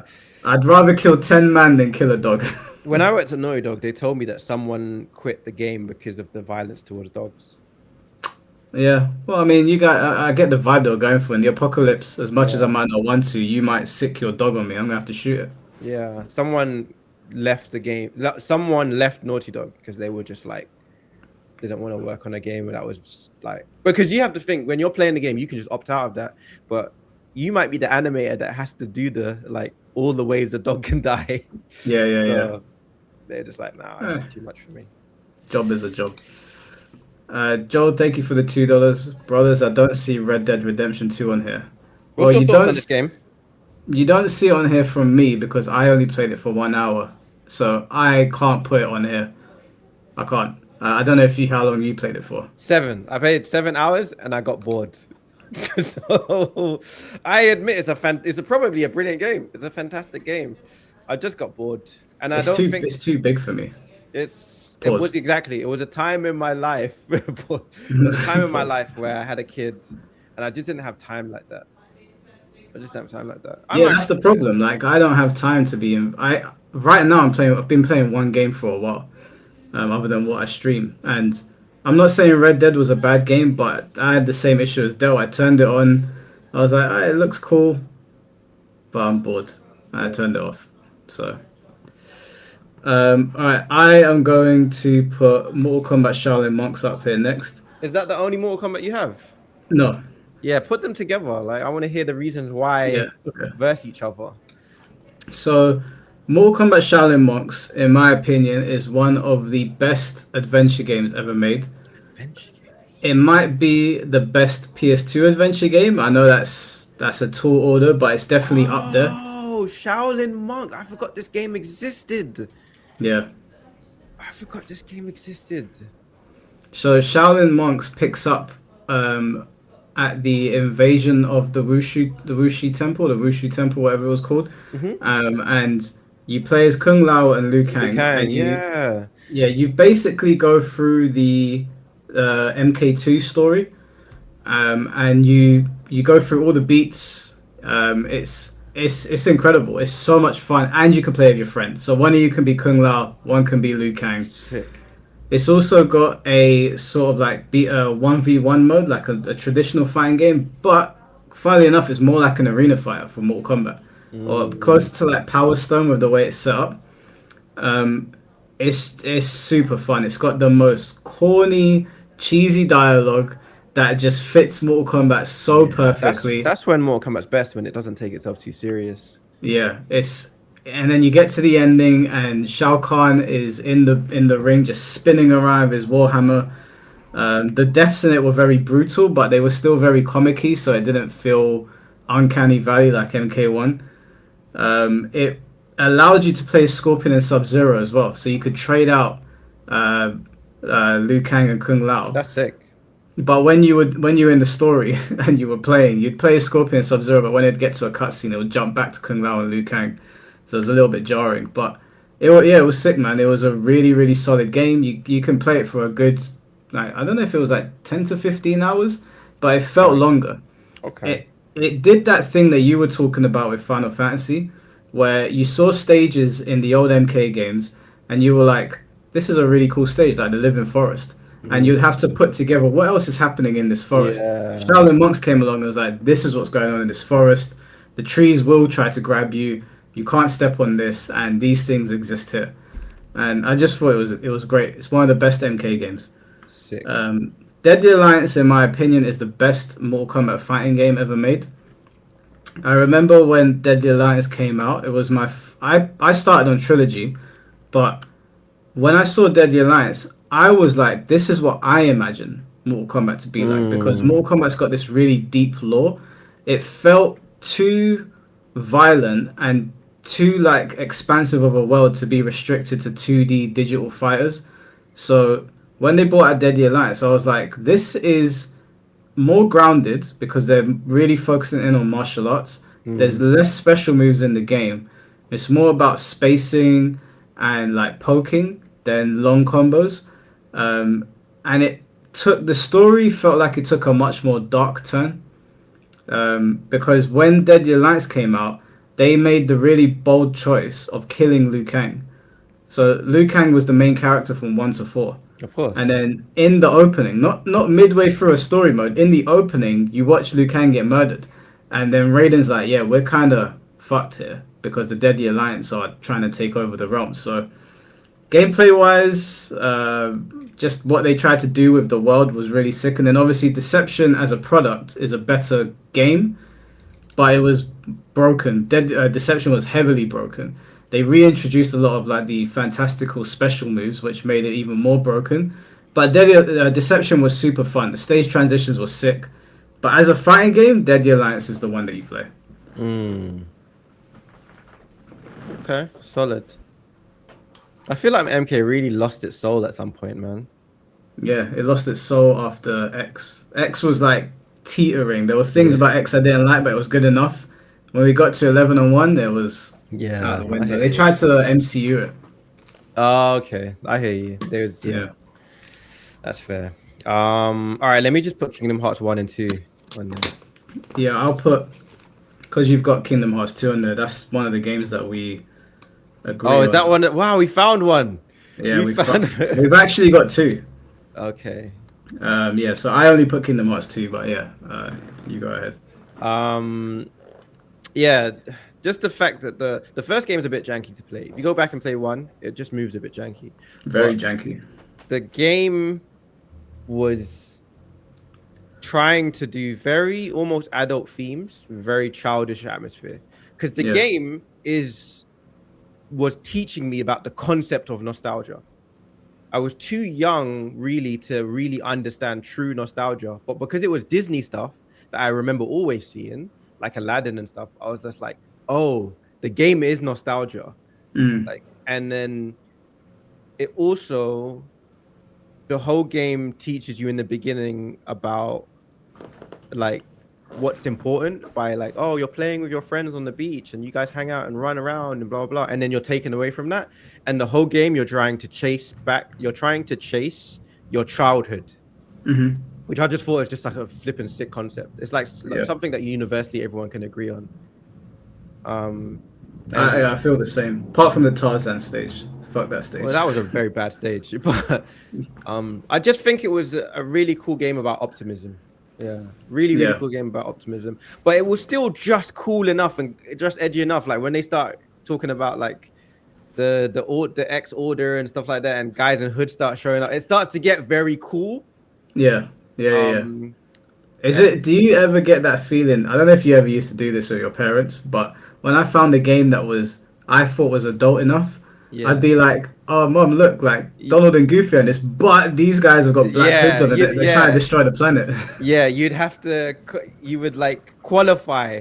You would qualify. Yeah. Like, oh, it's not for kids though. It's not for kids. It's like, exactly.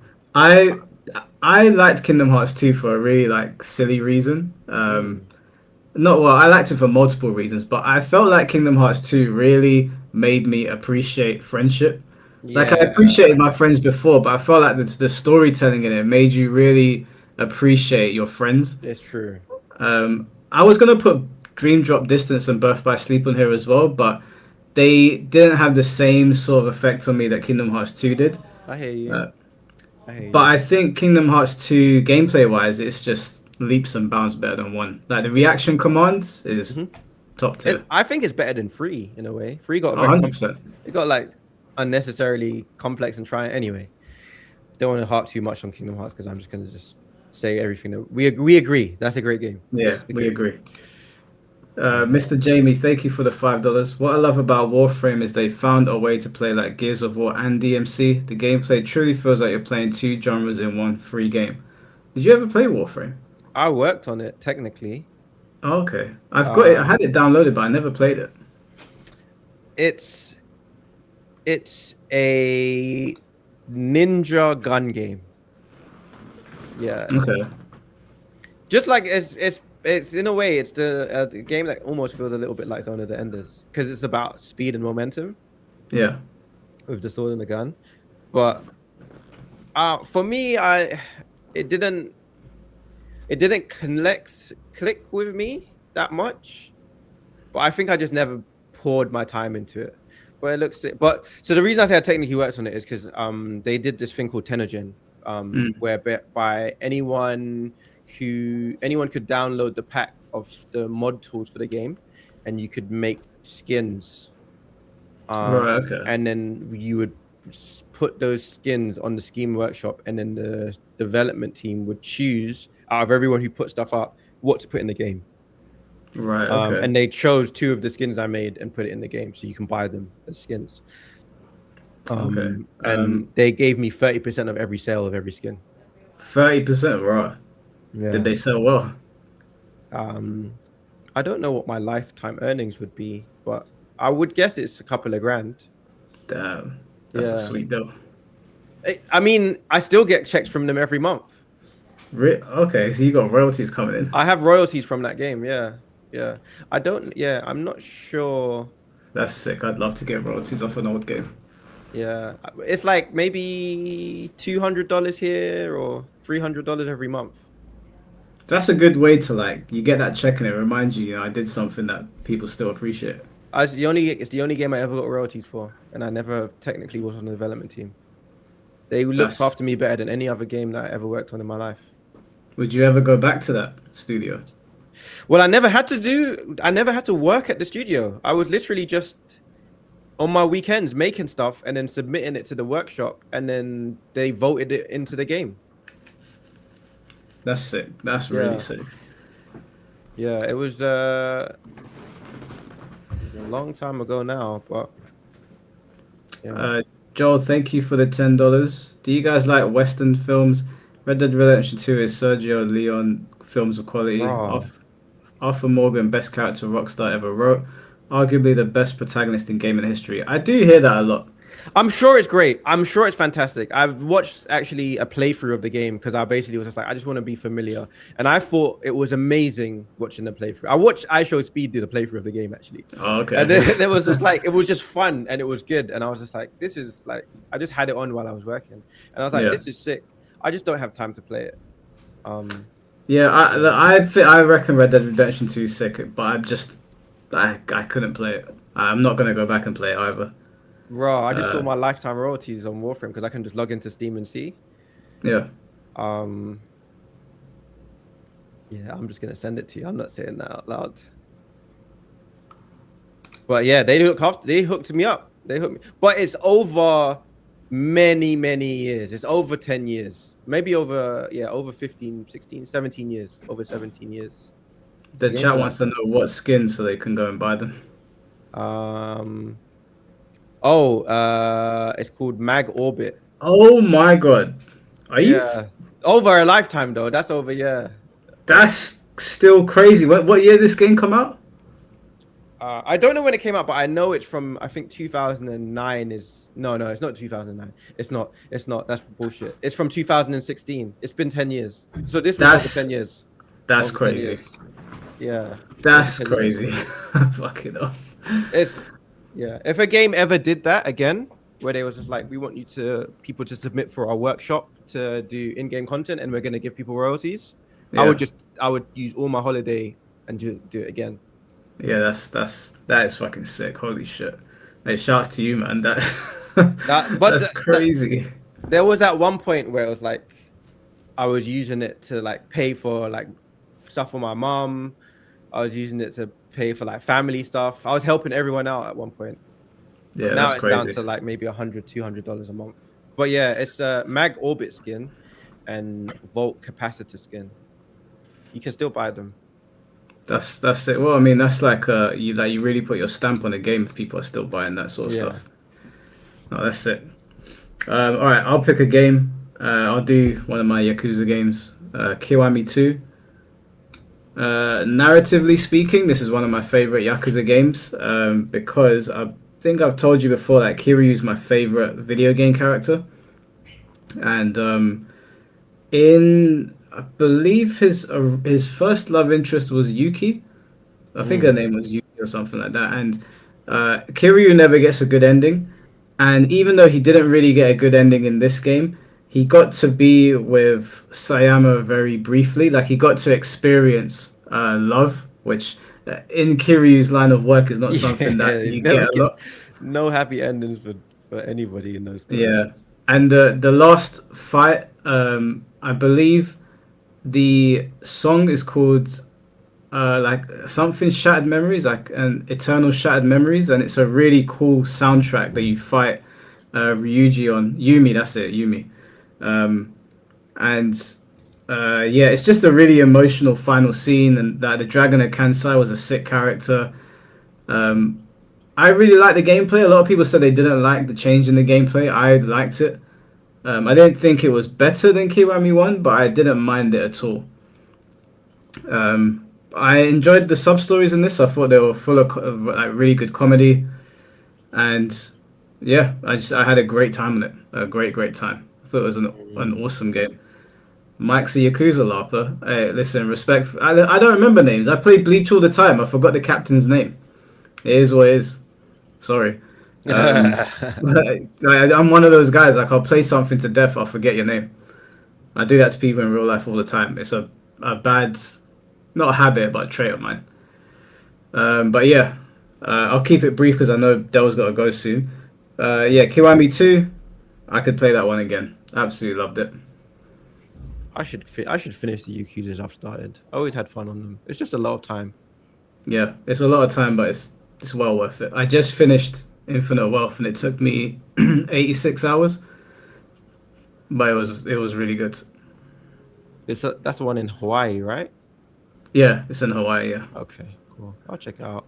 I think I own it. I just haven't played it.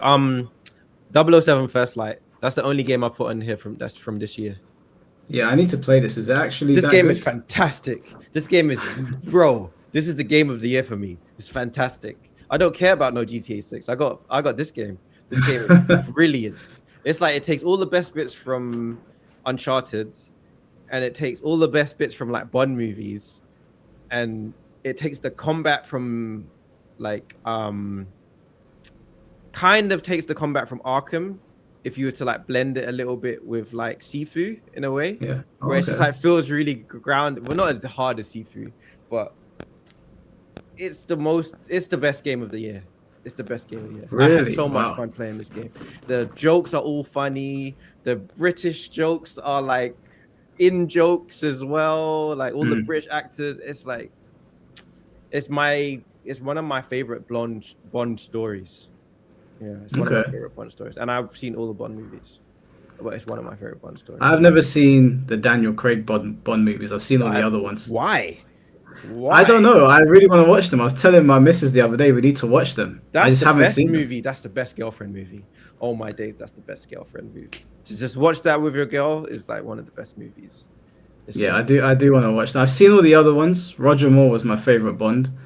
That makes sense. He's the one when we were young. Like yeah. Oh yeah. But yeah, I'll definitely get around to it. I've been wanting to play it, but I haven't gotten that or Resident Evil 9 because I was just like, I don't know how many hours they are, but I don't know if I want to pay £70 or £60 for a single player game anymore. I think let me see how long is First Light.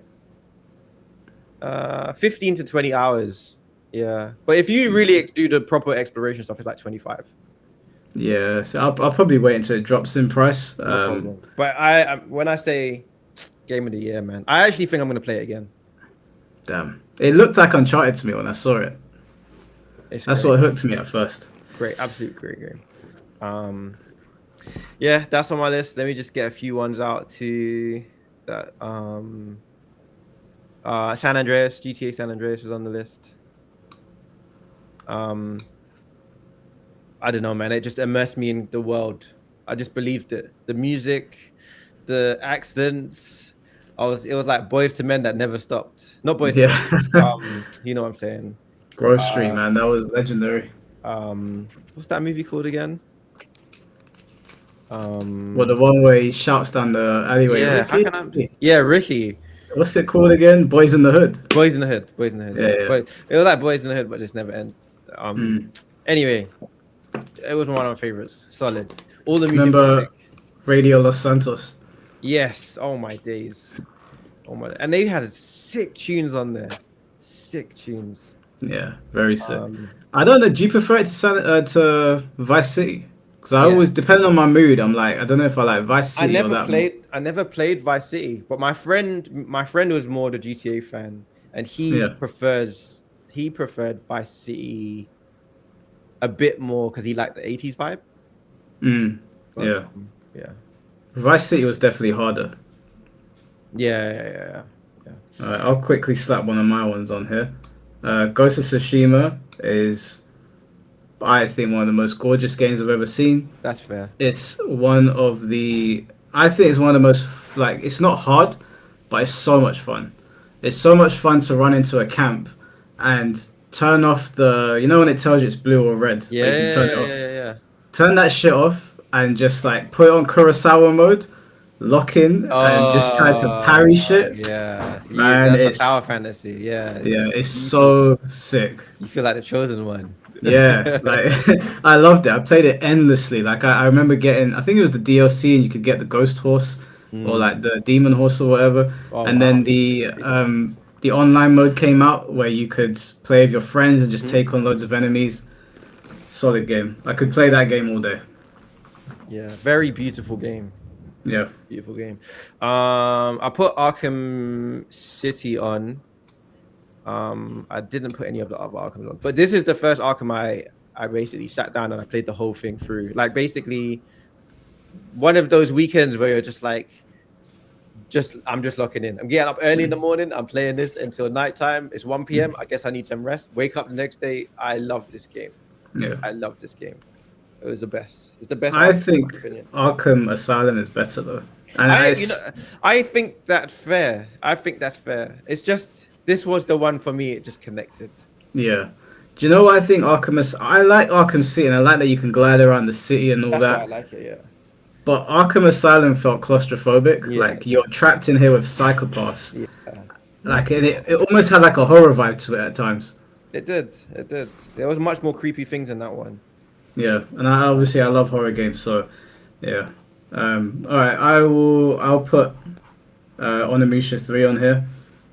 I know this is not going to be a popular pick for people. It had the best intro of any game ever. Yeah, it did have the best intro. The best intro cinematic of any game ever. So I'll give that to you. I am a Samanosuke fanboy, so when they switched him out to Jubei. Well, Jubei was in 2, and in 4 was, what's his name? Begins with S. Can't remember. But this one, for me, the weapons in this game were just, I had so much fun with it. It was so, it was it Saki or something like that? Anyway, whatever his name was. This was the game for me that I had a lot of fun in. And also the French guy in it, Jean-Claude. Yeah, John Doe or whatever was his name. Yeah, he was in Godzilla, in the American Godzilla. And I remember I saw him and I was like, what's he doing in Onimusha? Soki, that was it. Yeah, I always thought that Samanosuke was the coolest out of all of these characters. Dawn of Dreams was sick. I really like Dawn of Dreams. I think the opening was sick. But this one went crazy. This one went crazy for me. Yeah, that's fair. I guess Capcom vs SNK 2. I almost put this in my top 50, yeah, my top 30 as well. It was just the most fun, the most like it was my introduction to a lot of SNK characters. It was just like I was playing characters I never really knew. It just had like fun. It had the fun announcer. It was just fun. I just have a lot of good memories of this game. Yeah, I think it was. I think like everything that came before it meshed it all together perfectly. And the music obviously is the best. Yeah, the music is great. Exactly. I will put Judgment on here. I was torn between putting Lost Judgment on here or Judgment. I ultimately chose Judgment because even though Lost Judgment did a really good job showing us like what happens in schools with bullying and how it tied all the stories together, I think them focusing on Alzheimer's and how I think it is actually affecting. I think it's one of the leading diseases in Japan, Wow. from what I heard. And the way they put everything together in this game, I thought it was so sick. And also the combat in this game is probably some of the best the Yakuza series has ever seen. So yeah, and it also if you do the like detective side missions, you get like stories about Kiryu and passing. Like they kind of mention them and they kind of reference things that happened in the past. So it's I do enjoy that. That game has got so much things that other games haven't got, in the sense that there's so much references to stories and like people. Other Yeah. games can't build like the Yakuza games are, where they like reference something that happened 20 years ago and you can play that scenario. Yeah, I there's a story in Yakuza that if you play Yakuza 0 and you do all the side stories, the story's still going in Infinite Wealth, like 10 games later. And Whoa. it's got so many emotional beats to it that if you miss out on any parts of that story, you're actually missing one of the best side stories in all of gaming. Wow. And Okay. anyone that's played Yakuza, I'm not going to say what it is, you know exactly what I'm talking about. Okay. All right. Okay. But yeah, it's your turn. Let me just throw on Shadow of the Colossus. Okay, I put Shadow of the Colossus in mine as well. Oh yeah, we did have a double. Okay. Yeah. So it's just one of the first games I ever saw that just did so much with so little. Yeah, they Like, don't tell you who the bad guy is at they don't first. tell you nothing. They don't tell you anything. All you do is you're just walking. You see that giant creature. You're like, what the hell am I supposed to do against this? Yeah, There's like basically no dialogue in the game, and then you actually feel really cool when you defeat your first Colossus. You're like, oh yeah, I understand what I'm supposed to do. I'm supposed to, and then halfway through the game, you get uncomfortable, and you're yeah, like, yeah, yeah. what am I doing? Like, why am I doing this? Like, I've never had a game make me feel uncomfortable. But it kind of made you realize after every kill that something was wrong Something's because wrong. yeah, Yes. because normally when you beat a boss in a game, it's a joyous moment. But in Shadow of Yeah. the Colossus, everything slows down. It's Yeah. sad. There's no victory fanfare. It's almost like Yeah, there's funeral music or something. yeah, yeah, yeah, Yeah, that game is amazing. Just the fact that it's like this empty world, and there's no dialogue other than the people talking in that weird language. yeah. Just a genius game. Just an absolute genius game. I don't really know if you can really make a game like that now. Yeah, Like, it would be difficult. It it'd would be be difficult. difficult. Yeah, people be like, it's just a big empty game. You So know the colossi that was in the sand, and it sort of comes up, and you can see its yeah, eyes. yeah, yeah, That yeah, yeah. scared the fuck out of me because it Yeah, appeared, it came up right behind me, and I oh, actually yeah, jumped. that's mad. Because you don't know how big it is. You just see the movement. Yeah, It's like Tremors. You just see the movement and the shape. yeah. Yeah. It was actually an epic game. Like you really felt like they were like grand creatures. Yeah, the scale was mad. Yeah. Yeah, All so right, I'll that slap game. Silent Hill 2 in there. Silent Hill 2, you don't need to go into too much detail. I don't know if it was the limitations of the technology or what it was, but the fog as a kid terrified me. And Yeah, walking into it, and every now and then something coming out of it yeah, that's was messing your head very up. unsettling. Like the wheelchair. You know when you'd walk into a room and you'd see a wheelchair and it Yeah, would kind of move. just tweak. Yeah, yeah. Yeah, you'd be Now, like, am I tweaking or is the wheelchair tweaking? It was. I mean, I really like Silent Hill for the room, but I feel like a lot of the luster had gone after two because you kind of know that it's gonna try and fuck with you at times. yeah, you know what to expect. It's hard. Yeah, Yeah, you know what to expect. but this game was super graphic. So, like the grape scene with Pyramid Head and the two legs. I was like, what the? I didn't know what I was looking at. Now I know as an adult that was the limitations that they couldn't really do a grape scene because it was kind of too awkward. Yeah, But it's a bit too much. yeah, it was fucked up. That's a solid pick. All right, Final Fantasy 9 for me. I thought I wouldn't like this one because it was so like chibi and the stylized, and Yeah, it ended up being one of my favorites. Because it has very adult themes in it, Like Hmm. Vivi is like such a complex character. You have to watch like all of his people die or be turned into slaves. And then he finds out that he's only gonna exist for a few years and he's definitely gonna die and there's no way to stop it. Mm. Um, there's a lot of characters like Steiner. He feels like he wasted his whole life supporting like a regime that maybe wasn't the right thing, and he has to like give it all up. I just think it had like really adult themes like wrapped in this like chibi style. But Yeah, I just it's a really good way to mask adult themes. yeah, exactly. Very very adult themes. I don't know, man. That game I think it was just kind of special. It was just kind of Yeah, special. I don't have enough hours in it to comment on it, but I do know it's like a cult classic now. Like it's not the Yeah. most popular one, but the people that love it swear by it. I was surprised to find out in a voting of the public, 9 came above 8 in like all of the public votes, which I was surprised Okay. about. I thought people would be more into 8, but anyway. Yeah. All right. Well, my final game is Yakuza 6. Like I told you at the beginning of the stream, the final chapters in people's stories are usually the ones that I gravitate towards the most. And even though this turned out to not be his final chapter, it was like a really emotional game to play, knowing Mm. that things are going pear shape and it's not like what it used to be. Mm. Going to Hiroshima was a lot of fun. The side stories in this game as well, they continued them. So if you're still playing Yakuza games, you're still getting the side stories. Um, it was Yakuza is such a special game for me because this is going to sound really dumb, but I learned about different locations in Osaka and in Sotenbori or Dotonbori and Yeah. in Kabukichi because of Kamurocho. That makes sense. Yeah, the geography. That's the first time I went to Japan. I was like, and I went to I can't remember where the arches are. I was like, in Tokyo, sorry. Yeah, I was like, oh, this is Yakuza. Like I just like yeah, immediately. yeah. Yeah, that's cool. I didn't do it last time I went to Japan, but I'm going to Japan next year, and I want to take the selfies in the same place that Yeah, of Kiryu took course. them. That's sick. That's sick. But yeah, this is the game where you get to see Kiryu's character come full circle. It's got great music. Graphically, I think it's amazing. The songs in the game, there's one song where he sings on a, I can't remember what the song is called, but he's kind of sounds like a 50s Elvis song Oh, almost. sick. It's really interesting. But yeah, Yakuza 6 is my favorite Yakuza game Okay. by far. Wow. Highly recommend people playing it, but you got to play all the other ones first to really So get yeah, the for it to impact. sink in. Yeah, my last one on the list, Tekken 8. This is crazy. I need This to is hear not this. crazy. So here's the thing. I really enjoy Tekken 8. I really Okay. enjoy it as a game. I accept that it's broken. I accept that Heat does too much things.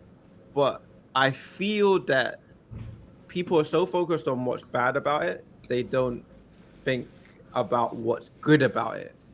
Right. There are some good things about it. I think the character roster is pretty strong. They brought back a lot of cool characters. They managed to make the graphics upgrade because Tekken 7 was kind of looking a bit dated. They Yeah. proved that you could get the graphics up and make stuff look visually cool. I think the fact that they have dynamic stages was probably a bad move in terms of the audience because people think like, oh, there should be more stages, but it's like, yeah, if you're in the can't remember what it's called, the palace or the nice apartment with Lee's pictures on the wall, for example, that's basically 3 stages, right? Yeah. You have the actual you actually have the actual palace area, then you have the balcony, and then you have underneath. And the same with the Peru area. You have like the upper area, the lower area, and you got the underground. So there's more stages in that game than people even realize. It's just that they just made 3 stages in one. I'm like, that's Yeah. such a huge thing that they did that people kind of take for granted. I'm like, wow, that was probably a lot of effort. But I think everyone in that game is viable, maybe except Raven. And that's like Oh, Raven's viable. Don't let them tell you otherwise. but the game is so cool in saying, okay, you like this character? Don't worry, you can actually play this at a high level. It's possible. Mm. And I think that's really, really hard to do with so many characters. But more than all of that stuff, like I just think Tekken 8 is cool. I just think it introduced me to lots of people, like probably you, Moonsoul, Shinblade. Like there's loads of people I met through this game. Yeah. that I just was like, I'm appreciative that the game did that for me. I even got to speak to Michael Murray, like because he like followed me after I was tweeting some stuff. There's just some things about the more than just the game, like that. I'm just like, I just like what Tekken 8 did, and I Yeah, hope no, they do more. I can sympathize with that because that's how we felt in the arcades. Yeah, exactly. Yeah, Yeah, 100%. Well, I know that you've gone over. yeah. I I gotta apologize. bounce We here, we man. yapped too much. Was there anything you wanted to close on? Oh yeah, there's no order. There's no order. That's all. There's no Yeah, order. this is an order. It was just fun. It was just Yeah, fun. well, I appreciate you doing this. Yeah. You know I've what's put crazy is our lists, both our lists are almost all entirely Japanese games, apart from a very small amount. well You because know I that? think Japanese developers focus a lot on making the game more gamey, whereas I feel like Westerners are Mm, trying to make movies. the spectacle. You're right. Yeah, Yeah. You're right. I mean, I'd like to be proven wrong. We have some American games or Western games on here, but for the most part, I feel like Japanese developers really focus in on what I appreciate about games. Like the new God of War game, I don't like the look of it, but not because of what the culture was saying. It's Yeah. It's because just it was R2. R2. I was like, I don't want to play this. It's not a game. yeah. I hear you. Yeah. Even the ones that you have that are Western games are like from the arcade era, like Mortal Kombat's and stuff like that. Yeah. Um. So I guess Ghosts of Tsushima, um, is one of the only ones as well as Uncharted. But yeah. Anyway, thanks for having me, man. I No worries, bro. appreciate I it. appreciate it. I've got your Yeah. channel linked in the description, so definitely go Yeah, of check it out. course. Yeah. Yeah, thanks for everyone who's checking out the video. I see you guys in the comments. So yeah, I appreciate it massively. Yeah, man. Your videos are sick, man. I look forward to the next one. I need to make them faster, that's all. Quality over quantity, bro. For sure. All right, man. Have a good rest of your day. All right, bro. Take care. Peace out. Right, guys. Now that it's just me and you, someone talk shit now, huh? Not just me singing the praises of Devil May Cry 2. All these years, you guys have been yappity DMC2 shit. Now we got a very, very, very popular and well versed game developer telling you as well that Devil May Cry 2 is a cool game. Okay? I win this fight. You guys lost. Now, JJBA, I saw you say, oh, you can't have an opinion on a fighting game, Mike. You put Rebirth of Souls 2 in there. If you were here for when I was explaining Rebirth of Souls 2, then you would understand. He has Tekken 8 on his list. Well, he just gave you his reasons. He just gave you his reasons. I think his reasons were sound. He put it up there because he thinks the design behind it is impressive. And he likes the community aspect, which is a lot of the time, a lot of the things we put on here was like, yeah, we played this with my friend. We have fond memories of this game. It allowed us to do this. So,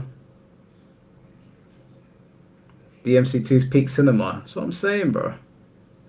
Blast S rank 1 would not agree. 2 guys out of 1,000. Listen, it doesn't matter, man. Validation. Validation.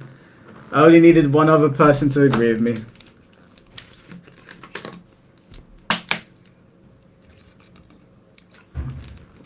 No Uncharted Online. Yeah, Uncharted 4's there. The reason I put Uncharted 4 there was because of its online. No Last of Us Online. Well, Last of Us, yeah, no, Last of Us Online did not make the cut. I didn't play it. I played it. I thought it was good, but it's not in my top 30 of all time. But yeah, that is the list. Now, before I go, please, if you have any points of contention about any of the games on my side of it, not Dell's side, please let me know so you can air your grievances now before I go to bed. Street Sharks, thank you for the $2. They teach us to bake cookies in Arkham Asylum. This fucking guy. Hey, I'm proud of you, bro. I'm proud of you. Well done on baking them cookies. How's the Joker? Ridge Racer. Ridge Racer is a good one. No Ace Combat. I've never played an Ace Combat game. I'm not a LARPer, bro. I don't know what to tell you. I know some people will LARP and say oh, this is my favorite game, this, that, and the other. And then you ask them what the game's about and they don't know. But I ain't that guy. This is all based on games that I've played. Now, as for the super chat that I got earlier, before I go quickly, asking me to play Monster Hunter, which you guys are saying play Monster Hunter Worlds. I don't. Obviously, I want to do it because you donated, but man, I've heard that Monster Hunter takes a long time to complete, and I'm playing through Shenmue 1 and 2 and Pirate Yakuza right now before I get to Kiwami 3 and then Stranger Than Heaven comes out. So which Monster Hunter can I play and actually get through? Which one can I play and actually make my way through from beginning to end without spending a lifetime on there?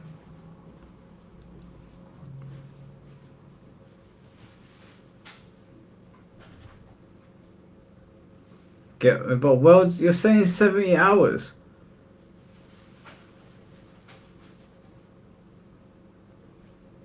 I'm surprised Mike plays racing games, but I barely saw one. Well, bro, I've played thousands of games. This is a top 30. Okay. Wilds. Okay.